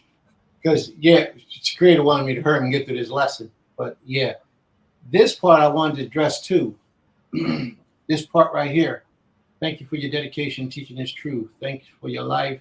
Blessing to you and your loved ones. Torah Rabbah says, greatly appreciate it. And that's probably why you had it in your spirit, Roche, to speak on it. And the Most High said, because thou have not forsaken my Torah, which I set before them, and have not obeyed my voice, nor walked therein. But this part is what I wanted to bring on. But have walked after the stubbornness of your own heart, and after the devils, as their fathers taught them. mm-hmm. When I was reading this lesson this morning, that stuck out to me. That a lot of us are learning the ways of evil from our youth, how to practice idolatry, and how to worship other than the Most High. And then we have an opportunity in life when we get older to turn in the direction of the Creator, but we don't fully commit ourselves to it. Like, for example, a lot of our parents taught us Christianity. A lot of our parents, they taught us Christianity. We come up in Christian churches, Seventh-day Adventists, Jehovah Witnesses. A lot of us come up that way. And then we learned that we are Hebrew Israelites. But before we learned we were Hebrew Israelites, we learned the ways of Christianity, Islam, Buddhism, Hinduism, whatever it was. And when we made that translation over to embracing our nationality as a Hebrew Israelite, a lot of the things that we learned, we incorporated in our practice to worship the Creator. Like Christmas, Easter, Thanksgiving. A lot of these things we learned as Christians. And then when we learned about the Most High, we brought that along with our service to the King. A lot of the deities that we learned to serve because of our parents, we brought them along to the Most High as well. And we have a hard time letting them go, although we know the Most High says that we should serve Him and Him alone. So we make these people prophets and priests and all types of things just so that we can keep that affiliation with them. But in our hearts, in our soul of souls, we really know we need to let it go. But these things were taught to us by our parents. They taught us these things, but we haven't learned to let those things go. We bring them into our worship of the Creator. So we're going to let this go, family. Any other questions or comments? We got 2 minutes left before we close it out. Any other questions or comments? Kane, go ahead. Well, no, first, let's go ahead. Kane, I wanted to, something you said about when we look at other ways of life and we're like, oh, they're not worshiping the Most High. And then we try to shake our heads at them. But when you look at them, like, especially when it's time for them to celebrate their deity or their holy day, they come out. I mean, it'd be hundreds of them coming together, and they put their kesef, to, their community leaders, to one another, and they come out and they feast and they celebrate and put honor on, the one that they call their power. And they do it in such delight. I look at times, growing up Muslim, I can bear witness to seeing this, especially when it's like Ramadan, when it's the Eid, and when everybody comes out. And when in this way of life, it's just so opposite. It's like, nobody wants to do the holy days, or they barely want to do the holy days, or they find an excuse of why they can't do the holy days. But we are supposed to be the light. And when we look around, everybody else is being the light for their deity. And like you said, we too busy pointing the fingers at everybody else, trying to tell them what to do. But it's certain things that we could take lessons from them as well. So, when you brought that out, it just made me reflect on that. And even when I see people who, worship Yoruba or Khan, whatever, they do the same thing. They come in droves. They have festivals, like monthly festivals. I have a few sisters who are part of it. They have festivals where I'm talking about thousands of people come out, and they bring donations and food and kesef and all this stuff to celebrate their deity, while we sitting around complaining about what we don't have or how we can't do it. They find a way. And it's our job to find a way to serve the Creator, whether we do it together or not. But we got to let go of all the excuses of why we can't do it, because obviously we can do it. And we have to know that we have to truly love the Most High in our heart. And this chapter showed us so many of us don't love Him in our heart. We're uncircumcised in our heart. We call ourselves Hebrew Israelites. We walk around with that title, but we don't truly believe that's who we are. We don't truly walk in that path, and that's something I know you and I were talking about the other day, Abba. Having that title as a Hebrew Israelite doesn't mean you are so blessed because you call yourself that. It's what you do with that, who you are. It's not, oh yeah, I'm a Hebrew Israelite, so everybody should know. Who are you, though, truly? Are you truly observing the Most High's laws, statutes, and commandments? Are you truly applying them to your daily life? Or you just have the title, change your name to a Hebrew name, and now you so righteous? Like, we have to move beyond the titles and what we think, the Most High wants us to do, and read it. Like He tells us what He wants us to do. He wants us to circumcise our hearts. And it goes deeper than what we think. It's a spiritual connection, as you said. But so many of us, we're not connected spiritually. We're only connected materialistically. We have to be able to touch Him to be able to say, oh yeah, I know who He is. And you can't touch Him. So, it's like we got to move beyond that. But that's what I took from that from today. And it just made me really reflect. So Torah for a great lesson, babe. May the Most High be praised. Torah. Is there anyone else want to comment or speak? Because we could come back at 4 o'clock if y'all want to take it a little longer. Anyone else want to speak or comment? Any other questions? Sister Cecilia put a question in the private chat. Somebody put a question in the private chat. Okay, you want to read it, Gaber, or you want me to? Sure, I can. She asked, the daughter of my people, is this chapter referring to all Israel or a subsection of all of Israel? It's referring to all of Israel. All of Israel.